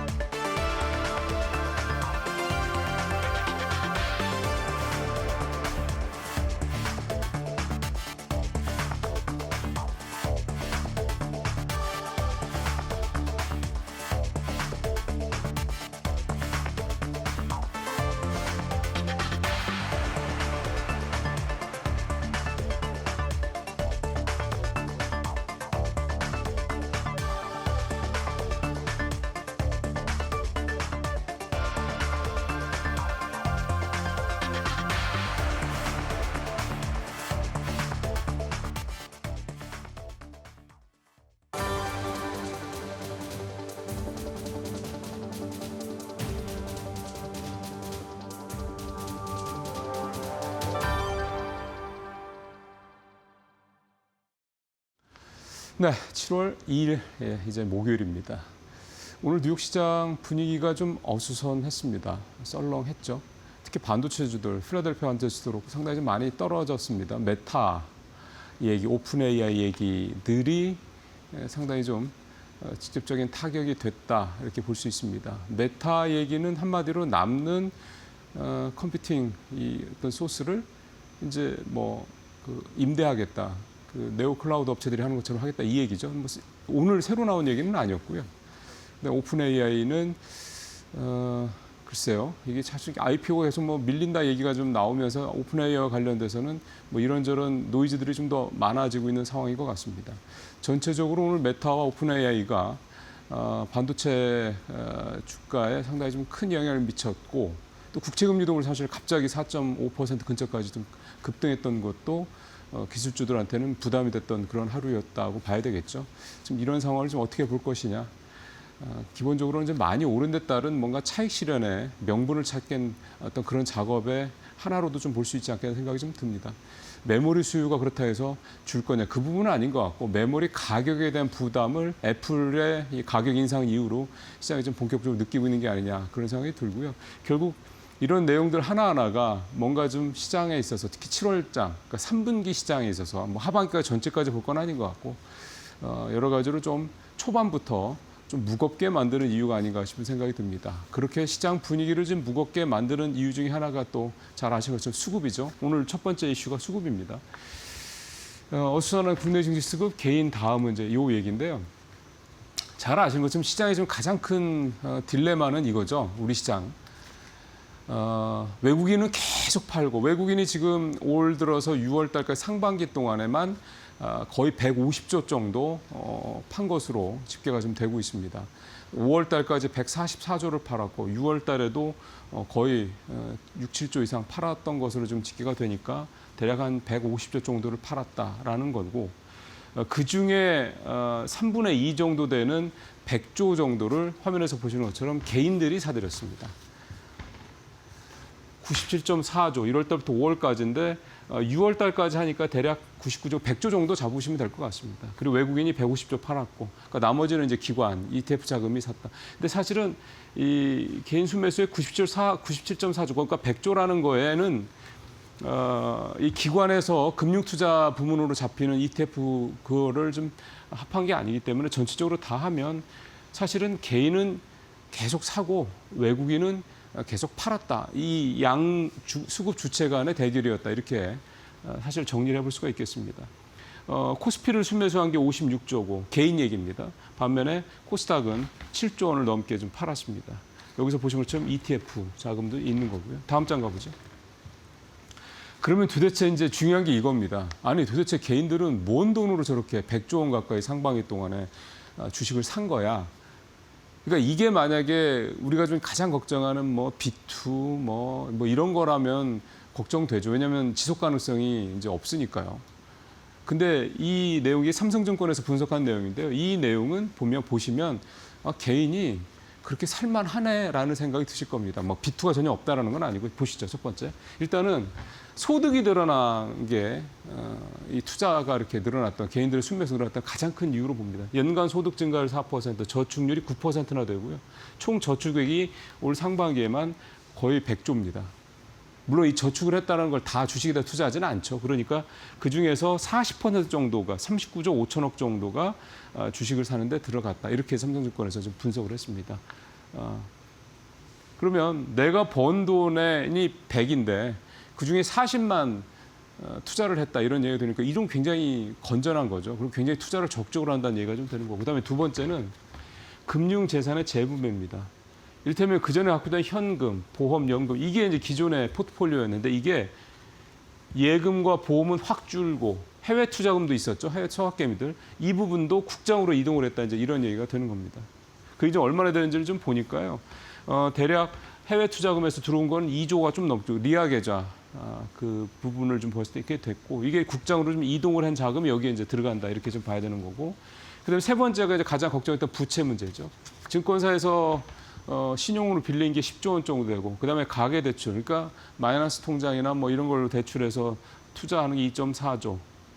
합하면 한 3조 정도 되는 거죠. 그다음에 앞서 말씀드린 국내 증시 계좌 2.1조. 이렇게 해서 전체 97조 원 정도, 그러니까 100조 원 정도의 자금이 이제 구성이 좀 되는 건데 그 중에서 부채는 13조 정도가 되는 거니까 좀 대략 맥스 15조 잡으면 한 15% 정도가 전체 순매수 자금의 부채가 15% 정도 된다는 얘기입니다. 이 정도만 된다고 그러면 우리가 이제 이 개인들의 순매수의 이 어떤 상황이 이제 뭐 하반기에 가서는 꺾일 거야 이렇게 보기에는 여전히 밑바닥이 탄탄하다, 하방이 탄탄하다 이렇게 좀 볼 수가 있는 그런 내용이 되겠습니다. 자, 그럼 다음으로 한번 더 가보죠. 물론 개인들이 계속해서 살 수가 있습니다. 이게 또 하나가 있는 거고요. 근데 이게 상반기처럼 하반기도 계속 살 수 있을 거냐 저만큼. 그건 또 좀 다른 문제긴 하죠. 그렇다 해서 그러니까 첫 번째 내용에서 그러니까 개인의 순매수 자금 거의 100조 중에 부채가 15%, 나머지 85%는 소득, 그다음에 저축, 그다음에 기존의 포트폴리오를 재분배 이거라고 이제 말씀드렸고요. 자, 이게 이제 크게 변하지 않을 거라는 전제 하에서 또는 이 개인의 어떤 그런 그 적극적인 어떤 그러니까 번 거에 40%를 주식에 투자하는 이게 조금 적극성이 떨어진다라는 걸 전제했을 때 개인의 수급이 조금 규모가 줄어들 수 있다라는 거를 일단 최악의 시나리오로 생각했을 때 그럼 그 다음 넥스트 수급 주체가 뭐가 될까? 이 부분이 중요한 건데요. 그게 이제 퇴직금을 얘기를 하는 겁니다. 퇴직연금. 작년 기준으로 퇴직연금이 500조를 넘었습니다. 지금 퇴직연금은 계속해서 빠르게 늘고 있습니다. 뭐 한 10년 정도 뒤에는 국민연금도 앞설 수 있다. 국민연금이 좀 1000조 좀 넘으니까 뭐 그런 얘기도 나옵니다만 어쨌든 현재로서는 500조 정도가 되는 거고요. 굉장히 이제 빠르게 늘고 있고요. 그다음에 DC형. 이거는 보통 이제 그 DB형과 DC형이 퇴직연금이 있는데 DB형은 회사에서 하는 거고 DC형은 이제 확정 경영에서 내가 직접 운용할 수 있는 거죠. 그다음에 IRP가 또 요즘에 많습니다. 이 두 가지 형태, 그러니까 직접 운용을 할 수 있는 상품의 규모가 절반이 넘습니다. 이건 계속해서 좀 빠르게 늘고 있고요. 그다음에 지금 하나 나오는 게 기금형 퇴직연금 얘기가 나옵니다. 그러니까 퇴직연금을 지금 국민연금처럼 그렇게 누구 한 주체가 그러니까 개인들한테 맡기는 게 아니라 기업들한테 맡기는 게 아니라 어떤 운용 주체가 이 퇴직연금도 직접 국민연금처럼 운용을 하게 하겠다. 이 얘기가 좀 나오거든요. 근데 이게 좀 그러니까 그냥 하나의 뭐 안 중에 하나가 아니라 굉장히 구체화되고 있습니다. 이런 얘기가 있고 그다음에 또 세 번째는 지난번에 고용부에서 한번 저도 말씀드린 겁니다. 고용부에서 이 퇴직연금이 지금 70%가 기본적으로 원리금 보장에 이렇게 좀 수익률이 거의 안 나오는 상품 쪽에 투자하게 좀 돼 있는데 이거를 100%까지 주식형으로 좀 더 수익률을 많이 낼 수 있는 쪽으로 그러니까 미국의 401k 같은 쪽으로 좀 만들겠다 이런 얘기가 좀 나오고 있다는 건 말씀드린 바가 있습니다. 뒤에도 좀 내용이 있긴 합니다만 그래서 퇴직연금 자금을 주식 중심으로 이동을 하겠다라는 거가 고용부 즉 정부의 기본 입장이라고 보시면 되겠습니다. 그렇다면 우리 퇴직연금도 지금 전체 수익률이 한 3% 정도 되고 물론 이제 DC형이나 IRP 같은 경우는 두 자릿수 이상 되긴 합니다만 전체적으로는 여전히 두 자릿수 미만이라는 얘기거든요. 코스피가 상반기에 하면 100%가 넘게 오르는 상황에도. 그렇다고 그러면 이 현재 형태를 미국의 401k나 호주에도 슈퍼 애뉴에이션이라고 하는 401k와 같은 비슷한 형태의 그런 연금 이 제도 방식이 있더군요. 그러니까 결국 주식 비중을 높인다라는 거죠. 이렇게 해서 연기금의 그 고갈 시기도 대폭 뒤로 늦추는 동시에 시장의 안전판 역할을 좀 할 수 있게 하겠다. 그리고 지금 사실상 거의 우리 국민들의 노후 설계에서 유명무실해지고 있는 퇴직연금을 사실상 국민연금보다 오히려 나을 수 있는 그런 연금으로 만들겠다. 뭐 이런 의지들이 좀 담겨 있다. 이렇게 좀 볼 수가 있겠습니다. 결국 이제 전체적으로 종합을 하면요. 국내 수급인가? 그러니까 우리가 이제 외국인 수급에 막 이렇게 질질 매면서 외국인이 사주면 우리 시장 오르고 외국인이 팔면 우리 시장 떨어지고 이렇게 하지 않아도 국내 수급만으로도 그러니까 개인의 수급 외에 국내 이런 뭐 퇴직연금이라든가 이런 국민연금 이런 개인 수급만으로도 얼마든지 시장은 향후에도 탄탄하게 갈 수 있는 수급 기반이 있다라는 점을 좀 말씀을 드리려고 하는 겁니다. 국민연금 좀 리밸런싱 하는 것 때문에 시장에서 우려가 많지 않습니까? 근데 어제 국민연금에서 바로 나온 내용도 계속 분산을 시켜서 시장에 미치는 영향력을 최소화하겠다 이렇게 얘기를 하고 있는 거예요. 어느 나라의 국민연금이 시장에 충격을 주는 정도로 매도 물량을 한꺼번에 쏟아내겠습니까? 그런 데는 없을 겁니다. 자, 오늘 첫 번째 이렇게 수급적인 부분에 있어서 이제 하반기 들어서 너무 큰 걱정을 하실 필요는 없지 않다. 이렇게 말씀드리는 거고 다음 이슈 가볼까요? 이번에는 이제 산업 이슈 하나 좀 가져왔습니다. 3대 메가 프로젝트인데 그 중에서도 뭐 핵심 중에 하나입니다. 뭐 제목이 너무 길어서 이제 이렇게 했던 거고 핵심 중에 하나가 ESS다라는 얘기가 되겠습니다. 아시는 것처럼 4,755조 원의 이제 예가입 규모가 되겠고요. 전국 단위로 기가와트급 AI 데이터 센터와 첨단 팹이 신설이 되고 당연히 전력 수요가 폭증할 수밖에 없습니다. 이제 용수 얘기가 주로 많이 나왔는데 용수에 대한 얘기가 아니라 오늘은 전력 수급에 대한 얘기를 좀 하는 건데요. 재생에너지의 가능성을 극복하고 발전소를 건설하고 시차를 메울 핵심 카드가 바로 이제 ESS다 이런 얘기가 좀 되는 거고 여기다 전기차 수요가 뭐 여전히 아직은 뭐 캐즘을 완전히 극복했다 얘기 나오지 않고 있는데 최근에 보셨던 것처럼 기름값이 많이 올라가니까 전기차 수요가 크게 늘어나는 이런 현상 앞으로도 계속될 가능성이 높다 이제 이렇게 좀 봐야 되겠습니다. 그래서 우리 배터리 3사의 이 캐즘의 그러니까 전기차 캐즘의 어떤 돌파구로서 ESS가 다시 한번 그동안에도 ESS가 그런 역할을 하겠다라고 봤는데 ESS가 과연 전기차의 시장만큼 더 커질 수 있냐 이거에 대한 우려가 항상 있었던 거거든요. 근데 우리만 놓고 보더라도 이렇게 ESS가 많이 들어갈 가능성이 높다 그러면 충분히 전기차 부분에서의 어떤 부진을 만회하고도 남는다. 이제 이렇게 볼 수가 있겠습니다. 그래서 한마디로 ESS는 전력 안정화, 에너지 전환, 배터리 산업의 미래 성장 엔진이다. 이렇게 볼 수가 있겠고요. 다음 장 가볼까요? 호남권 메모리 이 클러스터, 반도체 클러스터에 이제 관련된 부분입니다. 일단 내기 800조 원 든다고 얘기를 했고요. 세종과 동해, 울산 등의 비수권의 AI DC 데이터 센터 거점도 분산 배치한다. 그리고 이제 AI 데이터 센터 1단계로 이제 이렇게 550조 원을 투자한다. 8.4기가와트 규모의 전력이 필요하다. 너무 급하게 진행되지만 않으면 된다. 뭐 이렇게 얘기가 좀 나오고 있고요. 그 다음 장 가보도록 하겠습니다. 자, 이제 ESS가 핵심 솔루션인 이유는 일단은 재생에너지의 가능성 문제가 이 가능성 문제 이거를 해결할 수 있는 사실 유일한 수단. 이거는 이미 미국의 그 데이터 센터에서 우리가 이미 확인을 좀 하고 있는 그런 상황이고요. 지금 서남권은 우리나라에서 태양광 쪽, 그다음에 풍력 쪽 이쪽 재생에너지가 본거지입니다. 이쪽은 지금 전력을 많이 생산해서 수요가 그쪽에서 없어가지고 계속 뭐 거의 뭐 그냥 쏟아붓고 있는 그런 상황인데 이게 딴 데로 안 가고 지금 송배전망도 어렵지 않습니까? 시간도 많이 걸리고 그거를 멀리 안 가고 그 안에서 해결할 수 있게 된다. 이제 그런 얘기가 좀 되는 거고요. 대신 이런 어떤 재생에너지의 가능성 문제 이런 부분들을 ESS 통해서 안정화시켜서 AI 데이터 센터는 물론이고 반도체 공장 절대로 단 0.1초라도 전력 공급이 끊어지면 안 되는 이런 어떤 시설에 안정적인 전력 공급을 할 수 있는 것이 바로 이제 ESS가 되겠다. 이렇게 좀 얘기를 좀 할 수가 있는 거고요. 이런 뭐 그 영상들은 사진들은 다 이제 그런 부분이라고 좀 보시면 될 것 같고요. 또 하나 중요한 거는 이번에 그 호남권 반도체 팹뿐만이 아니라 전국 단위에 만들어지는 이 AI 데이터 센터 관련해서 자꾸 지금 있는 자원들만 전력 공급의 어떤 소스로 생각을 하는 경향이 있습니다. 뭐 기사에서 나오는 것들도 그렇고. 근데 그렇지는 않고요. 이 소남권 AIDC 뭐 다 당장 2030년 안에 막 여기저기 막 생기는 게 아니라 2030년 이후에 대부분 다 가능한 그런 겁니다. 데이터 센터는 이제 하나씩 생기겠습니다. 규모를 기가와트급으로 키우려면 당장 몇 년 안에 되지 않습니다. 지금 2026년이니까 이제 5년 남은 거 아니십니까? 2030년까지. 그러니까 2035년, 2040년까지 이번 이 프로젝트가 10년에서 15년짜리 프로젝트라는 걸 감안하면 이게 당장 뭐 몇 년 안에 다 한꺼번에 지어진다 이렇게 생각하시면 안 되고요. 전력 문제도 이거 말고도 가스 발전소도 있고요. 그다음에 이제 2030년 전후가 되면 우리나라가 아마 SMR이 이제 아마 만들어지게 될 겁니다. 특히 잘 아시는 것처럼 두산 에너빌리티를 기점으로 해서 이제 우리가 SMR을 막 공장에서 그 뭐 물건 찍어내듯이 이렇게 찍어낼 수 있는 그런 식으로 좀 구조를 짜고 있지 않습니까? 그런다 그러면 AI 데이터 센터 옆에 또는 이 호남권이 됐든 어디 됐든 반도체 팹 옆에 SMR을 거기 사이즈에 부합한 SMR들을 찍어서 가서 설치를 하면 되는 문제도 있기 때문에 이 전력 공급에 대한 거는 지금 벌써 너무 그렇게 걱정하실 필요는 없지 않겠냐 이제 그런 생각이 좀 듭니다. 마지막 한 장만 더 빠르게 보고 마무리하겠습니다. 이제 그래서 삼성, SDI, LG솔루션, SK온이 그러니까 결국 이제 셀사가 아무래도 이번 메가 프로젝트와 관련돼서는 가장 비중이 있는 그런 수혜를 받을 수 있는 그런 종목들이다. 이렇게 말씀을 좀 드릴 수가 있겠습니다. 마치겠습니다.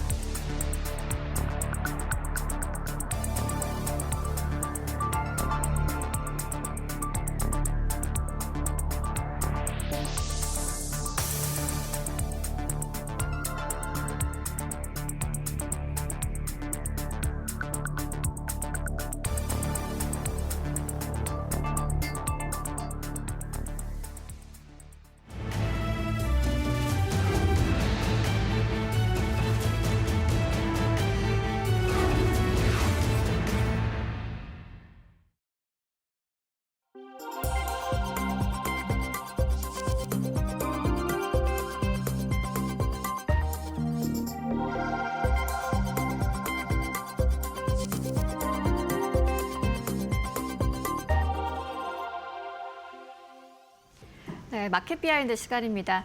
6월 우리나라 수출은 사상 처음으로 1,000억 달러를 돌파했습니다. 반도체가 역대 최대 수출을 기록하면서 실물 경제는 기대감을 키우고 있는데 시장의 움직임은 또 조금 다른 부분이 있습니다. 간밤 미국 증시에서는 반도체주가 크게 흔들렸고요. 국내에서는 외국인 매도가 이어지고 있죠. 오늘 하반기 시장의 핵심 변수인 반도체와 외국인 수급 그리고 업종별 투자 전략까지 짚어보도록 하겠습니다. IM증권 서울금융센터의 이창환 이사님 모셨습니다. 어서 오세요. 네, 안녕하십니까? 네, 일단 미국 증시 상황을 먼저 여쭤보도록 하겠습니다. 밤 사이에 좀 반도체주가 급락하면서 발목이 잡힌 모습이었다고 보이는데요.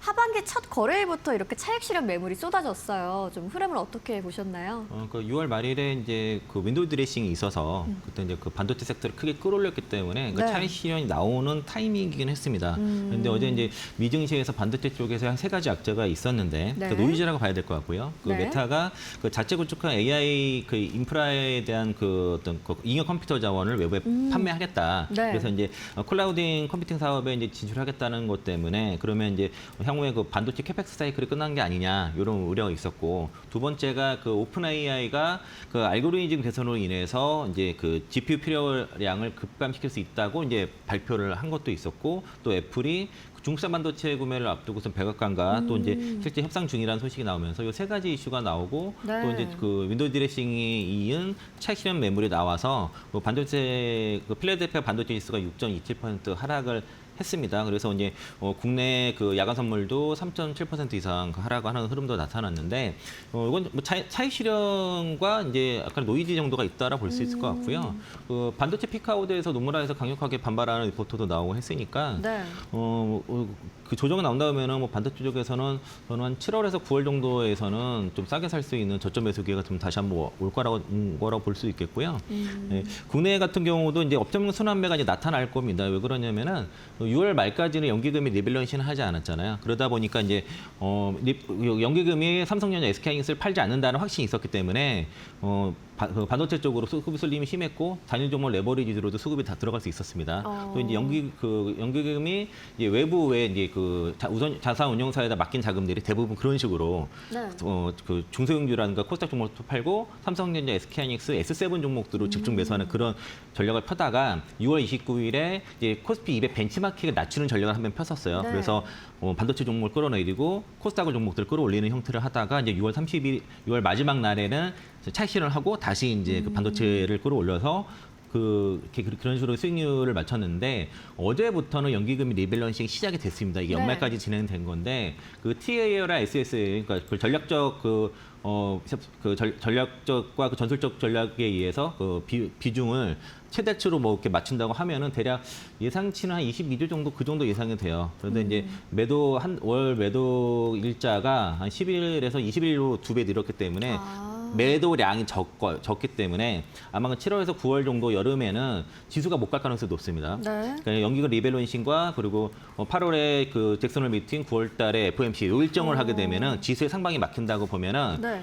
그 이제 연기금 자금을 굴리는 자산 운용사에서도 반도체 쪽으로 수급 쏠림하기가 어려워요. 그리고 지금 그 단일 종목 레버리지가 약간 높고 있는데, 지난달에 SK하이닉스의 그 본주의 상승률이 한 달 동안 12%인데 레버리지가 11% 올랐습니다. 이 얘기는 지수가 더 횡보하게 되면은 단일 종목 레버리지 수익률이 굉장히 안 좋기 때문에 글로 쏘기 어렵다. 그리고 연기금의 리밸런싱 구간에서는 지수 상방이 어렵고, 그러면 그런 자금들이 다른 섹터로의 순환매가 나올 수 있는데, 단 조건이 삼성전자랑 SK하이닉스가 너무 급락하면 안 됩니다. 네. 그러면 근로 적감 매수가 다시 들어가기 때문에 그렇겠네요. 적당하게 횡보하는 게 네. 중요하다라고 봐서, 지금 거에서는 이제 삼성전자가 12개월 선행 PER 5.5배, 하이닉스가 6.5배 정도 수준이에요. 그러니까 싼데, 그러면 너무 빠지면은 적감 매수는 분할로 이제 바로 사는 것보다도 대략 한 3개월 정도 걸쳐서 7, 8, 9월 달 요정 여름에, 뜨거운 여름에 휴가철이고 하니까 네. 편안하게 나눠서 장기가 나눠서 분할 매수하는 수 있는 기회라고 판단은 드는데, 너무 옆으로 올라갈 때는 쫓아가지만 않으면 되고, 그리고 아마 이런 여름 기간에서는 대략 좀 순환매가 상당히 나올 수 있겠다. 다른 섹터도 좀 올라와주는 시장이 될 것 같다. 그렇게 되면은 시장이 상당히 건전해질 수 있고, 삼성전자라는 SK하이닉스가 더 많이 잘 갈 수 있다라고 보고 있습니다. 네, 알겠습니다.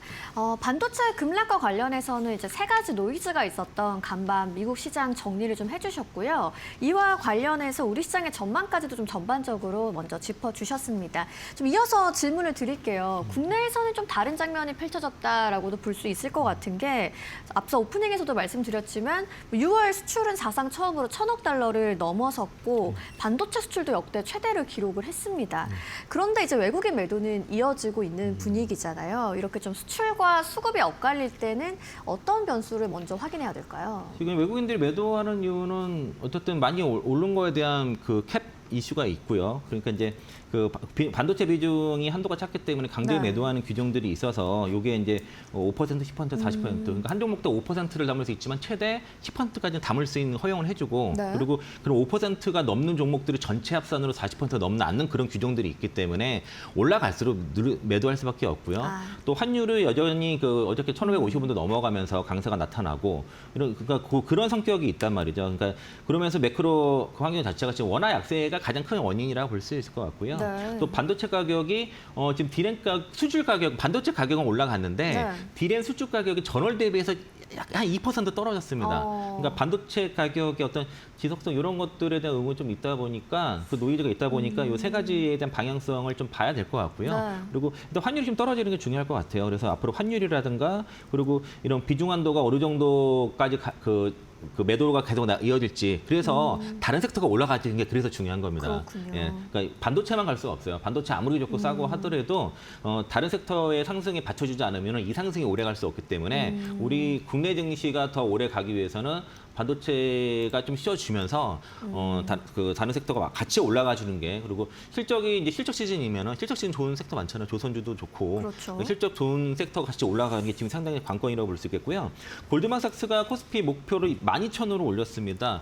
반면에 블록로그 신흥국을 중립으로 내렸는데 네네. 이게 이제 사실 이제 이게 수급 때문에 그래요. 수급의 쏠림에 의한 그 신흥국 쪽에서의 이제 어떤 그 비중 하향이 있었던 거고, 그러니까 우리나라 같은 경우는 밸류에이션은 쌌는데 수급이 좀 꼬여서 네. 좀 그렇다라고 볼 수 있어서요. 그래서 이제 앞으로는 실적, 환율, 수급 같이다. 이 세 가지를 같이 읽어 나가야 된다라고 볼 수 있겠습니다.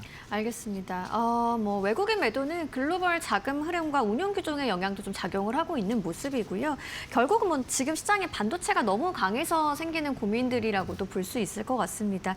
실제로 말씀하신 것처럼 이제 글로벌 투자기관들도 한국 시장의 반도체 쏠림을 중요한 변수로 보고 있는데 앞서 말씀하신 골드만삭스 그리고 블랙록의 전망이 있죠. 블랙록이 이제 한국과 대만의 AI 집중 리스크를 이유로 해서 신흥국 투자 의견을 중립으로 낮췄는데 이제 반도체가 시장을 이끌고 있지만 또 한편으로는 부담으로 작용을 하는 모습을 콕 집은 것 같아요. 이 쏠림 현상을 좀 어떻게 해석해 보면 좋을까요? 그러니까 블랙록이 신흥국 주식 비중 확대해서 그 중립으로 하향한 거고, 근데 미국의 기술주는 또 비중 확대를 유지를 했습니다. 그러니까 네. 이제 그러니까 여러 시장에서 같은 공급망에 이렇게 묶여버리면은 지리적 분산으로도 집중 리스크를 줄이지 못한다는 그런 논리로 인해서 이제 가장 이제 선진 시장은 유지를 하되 네. 이제 그 신흥국 주식은 줄이는 형태인데 이렇게 국내 이런 반도체 쪽으로 쏠림은 실적이 있기 때문에 실적 정당성이 받쳐지고 이게 이제 반도체 수출과 이익이 폭증하기 때문에 이제 이게 근거 있는 쏠림이라는 논리가 계속 지금 시장에 작용하고 있는 상태고요. 밸류에서도 그러니까 지금 NH투자증권에서 얘기한 거는 지금 코스피 PR이 8배 정도 수준인데 네. 그러니까 미국 M7처럼 앞으로 이제 1년 이상 더 이어질 수 있다 이런 얘기를 하고 있습니다. 과거 M7도 밸류가 높은 상태에서도 1년 이상 더 상승이 나왔는데 우리는 싸다는 거죠. 그래서 이제 이런 그 쏠림은 앞으로 더 이어질 수 있다는 건데 제가 이런 쏠림은 이어져도 한 7, 8, 9월 달까지는 이 변동성 장세로 네. 예상해서 좀 쉬어갈 수 있기 때문에 그런 걸 좀 조심해 주시면 좋을 것 같고요. 그리고 우리가 이제 워낙 이제 그 반도체 쪽으로 또 HBM이라든가 이제 메모리 쪽으로 집중되어 있으니까 매크로 이슈라든가 외국인의 수급에 의해서 변동성이 굉장히 크고 있고 또 미국의 빅스 지수에 비해서 우리가 한 5배 정도 높은 상태이기 때문에 네. 이런 변동성 장세가 구조적인 상황으로 지금 이어지는 상황이라서 이 변동성에 되게 조심해야 된다라고 볼 수 있겠고요. 그래서 이제 그러면 어쨌든 반도체 섹터를 줄이는 건 아닌 것 같습니다. 이제 네. 삼성전자 SK하이닉스를 잘 가져가시고 너무 네네. 급락했을 때는 뭐 저가 매수도 가능한데 두 가지 방법이에요. 반도체를 가져가면서 지금 실적이 나오는 뭐 조선이라든가 뭐 방산이라든가 먼저 뭐 이런 쪽에 일부 이제 포트를 분산하는 거라 나는 반도체 외에는 다른 섹터를 하기가 좀 부담스러워. 했을 때는 현금을 제가 현금 갖고 있어야 된다고 말씀드렸잖아요. 네. 현금을 갖고 있다가 지금 7월 이 여름 휴가 시간에 시절에 반도체 섹터가 조정 나왔을 때는 저가 매수를 분할로 하시는 전략도 두 가지 방법이 괜찮다라고 보고 있습니다. 네, 반도체 쏠림이 이제 실적이 받쳐줄 때는 강점이 되는데 변동성이 커질수록 좀 함께 관리해야 될 위험 요인도 되겠습니다. 근데 뭐 결국 중요한 건 어떤 반도체 기업을 어떻게 볼 것인가가 될 텐데 이제 앞서 말씀해주신 삼성전자와 SK하이닉스, 삼성전자 같은 경우는 HBM4E 개발, SK하이닉스는 대규모 EUV 투자에 나서면서 기술 경쟁이 좀 한층 치열해지고 있는 모습인데요. 그렇다면 이제 하반기 반도체 투자를 할 때는 어떤 부분을 가장 눈여겨봐야 될까요? 일단 그 삼성전자가 먼저 포멀이 열었는데 HBM4E 수율 뭐 70% 이상 된다라고 어제 보도자료를 냈고 그리고 엔비디아 물량이 앞으로 이제 어떻게 배분이 될지 지금 루머로는 그 베라루빈 울트라에 대한 개발을 뭐 포기했다 이런 루머가 있거든요. 그래서 그렇군요. 어저께 약간의 그 동시효과 부분에서 하이닉스가 약간 영향을 좀 받았긴 했는데 네. 여튼 그 향후에는 장기적으로는 이제 HB4 이상부터는 그 한 40, 20, 그러니까 하이닉스 40, 삼성전자 40, 마이크론 20 이런 식으로 장기적으로는 그렇게 규결을 될 거라고 보고 있고 네. 그리고 그 SK하이닉스가 이제 ADR 상장 이슈가 있잖아요. 결국에는 삼성전자도 이런 그 밸류에이션 리레이트 그 어떤 밸류에이션 디스카운트를 해소하는 것들이 그러니까 삼성 하이닉스 둘 다 마찬가지입니다. 네. 밸류에이션 디스카운트가 해소가 될 거고 그리고 마이크론이 그 SCA 그 전략적 고객 계약을 통해서 LTA보다 더 강력한 구속력이 있는데 그 가격 하한선과 상한이 있는데 네. 이 하한선으로 계약만 하더라도 과거에 그 슈퍼사이클의 상단 밸류에 그 이익률 상단이 60% 이상이 가능하다고 얘기했거든요. 그래서 이제 반도체에 대한 가격의 지속성들이 어느 정도 이렇게 이어질 것인지 확인될 것인지가 확인이 될 것이고 네. 그러니까 어제 이제 그 미 증시 반도체 섹터의 하락도 캐펙스가 좀 예상만큼 늘지 않을 수 있지 않나? 반도체 가격이 하락할 수 있는 이런 우려가 있었던 네네. 것들을 어느 정도 불식시키느냐라가 볼 수 있을 것 같습니다. 그래서 이제 이번에 그 사이클과 가격에 대한 것들은 상당히 좀 달라질 거라고 볼 수 있겠고요. 삼성전자 잠정 실적이 한 2분기가 대체로 좀 컨센 하회 예상을 하고 있는 거는 이제 네. 성과급 이슈가 있어서 그런 거고 요거를 털고 나면 그 다음부터는 이제 이런 성과급 이슈가 벗어나기 때문에 하반기로 갈수록 실적 모멘텀은 더 강해진다라고 볼 수 있겠습니다. 그리고 이제 IMD 거는 저희 그 하우스 비 중에 하나가 그러니까 삼성전자 영업이익의 97%가 메모리 쪽인데 네. 굳이 순수 메모리가 아니라는 식으로 디스카운트 받는 거는 좀 과하다라고 보는 거죠. 영업이익의 메모리가 97% 차지하는데 이게 순수 메모리 기업이 아니라고 볼 수 있나요? 좀 그렇다는 거죠. 그래서 이제 네. 충분히 그런 SK하이닉스보다 항상 밸류에이션 높게 받았는데 지금은 퍼가 한 배 정도 낮은 상태이기 때문에 훨씬 더 저가 매수력이 있다. 다만 이제 제가 말씀드린 것처럼 국민연금이 리밸런싱 이슈라 이런 것 그 매크로 이슈 때문에 쉬어가는 장세에서는 쉬어가더라도 어쨌든 저가 매수를 좀 노릴 수 있는 좋은 네. 기회가 오고 있다라고 판단하고 있습니다. 알겠습니다. 저가 매수의 기회가 올 수 있을 것 같다라고 얘기를 해주셨고 뭐 결국 하반기 반도체 투자 뭐 실적으로 이어지는지를 확인하는 과정이 또 될 것도 같네요. 반도체 대형주 중심으로 한 전략도 한번 말씀을 해주셨는데 이제 최근에 이런 온기가 뭐 코스닥 소부장 그리고 정책 수혜주 쪽으로도 확산이 좀 되는 분위기입니다. 다만 이제 코스닥은 기대감만으로 접근하기보다는 뭐 옥석 가리기가 중요하다라는 의견도 적지 않은데요. 코스닥 같은 경우에는 뭐 올해 30주년이다 보니까 뭐 승강제 도입, 부실기업 퇴출제도 이런 개편을 앞두고 있어서 정책 기대감이 커지고 있는 분위기인 것 같아요. 근데 뭐 어떤 기준으로 종목을 선별해 보면 좋을지도 궁금한데요. 그러니까 중요한 거는 뭐 실적이 가치가 돼야 되겠죠. 실적 나오는 기업들을 우선 네. 실적 시즌이라서도 그렇고 그리고 그러니까 코스닥 그 승강제 프리미엄에 들어갈 수 있는지를 좀 따져봐야 될 것 같아요. 네. 그렇게 가능성 지금 파마 리서치가 강한 것도 실적도 받쳐주고 수급이 달라요. 다른 네네. 반도체가 아니에도 불구하고 그러니까 코스닥 승강제 편입 가능성이 높기 때문에 더 그렇게 지금 그런 그 수혜가 그러니까 실적 주가도 반응한다라고 볼 수 있겠고 그리고 어떤 기술 유상증자라든가 뭐 동전주 잘공시 이런 거 중단처럼 거버넌스 이슈가 없는 기업들을 잘 선별해야 될 것 같습니다.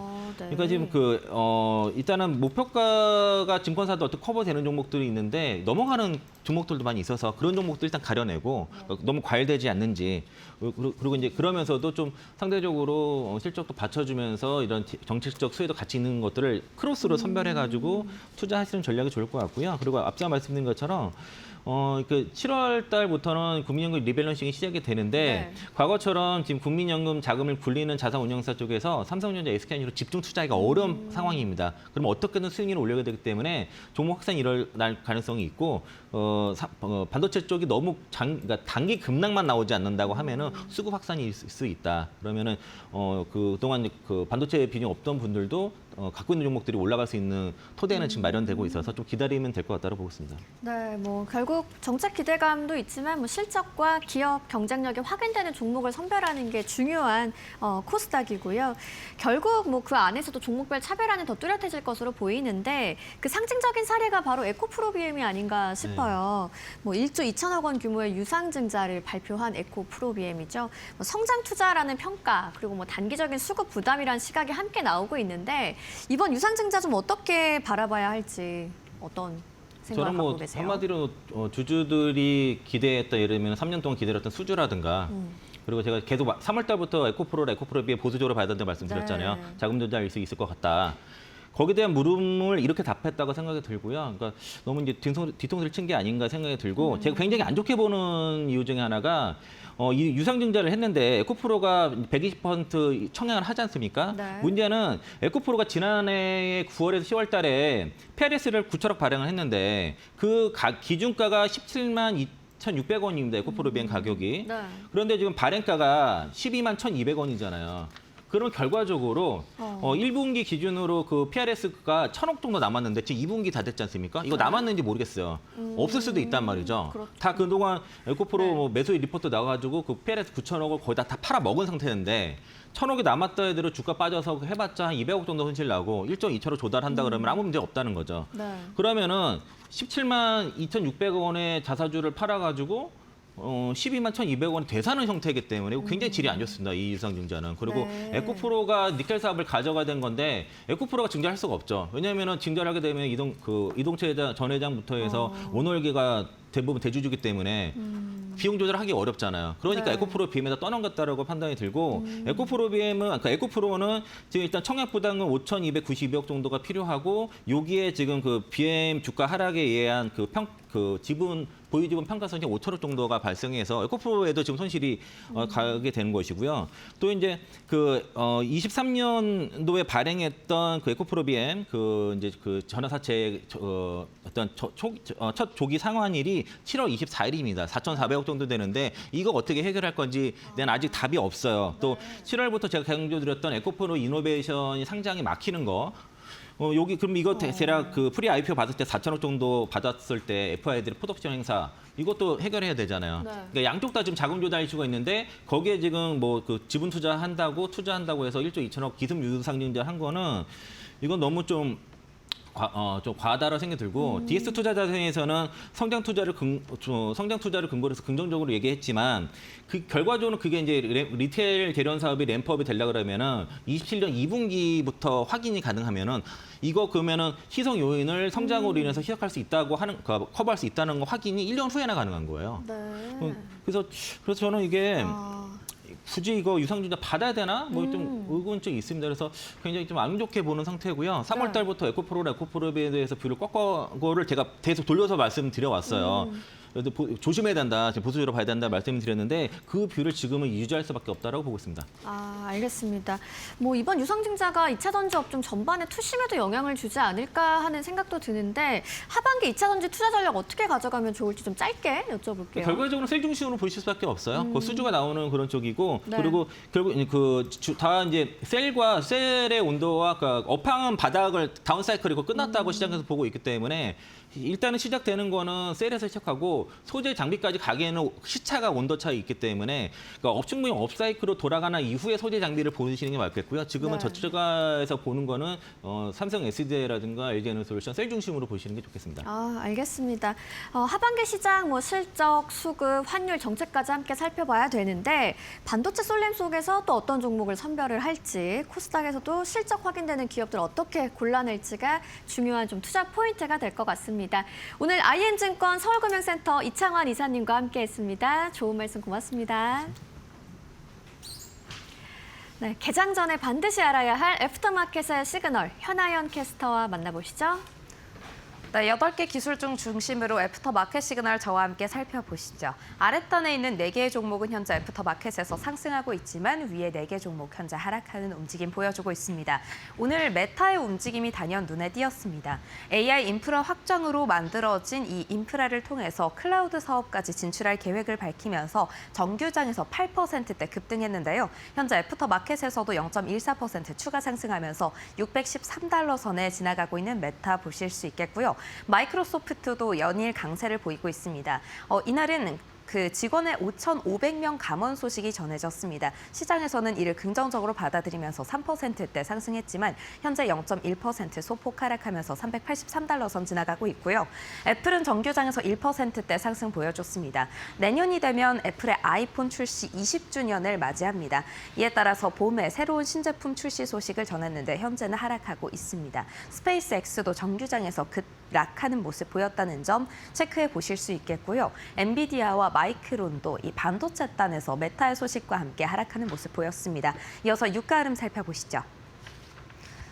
네, 유가 흐름 살펴보시면 유가 다시 하락폭을 키워냈던 간밤이었습니다. 현재는 보합권에서 움직임 형성하고 있지만 트럼프 대통령이 미국과 이란의 협상이 많이 진전됐다라고 이야기를 하면서 유가는 다시 하락하는 모습을 보였습니다. 현재 68달러 선 지나가고 있고요. 금 가격은 0.2% 상승했습니다. 4,035달러 선 지나가고 있는데요. 이에 대해서는 케빈 워시 의장이 인플레이션이 어느 정도 안정화가 됐다라고 언급한 점이 긍정적으로 작용해 줬습니다. 이어서 다음 시그널도 함께 살펴보시죠.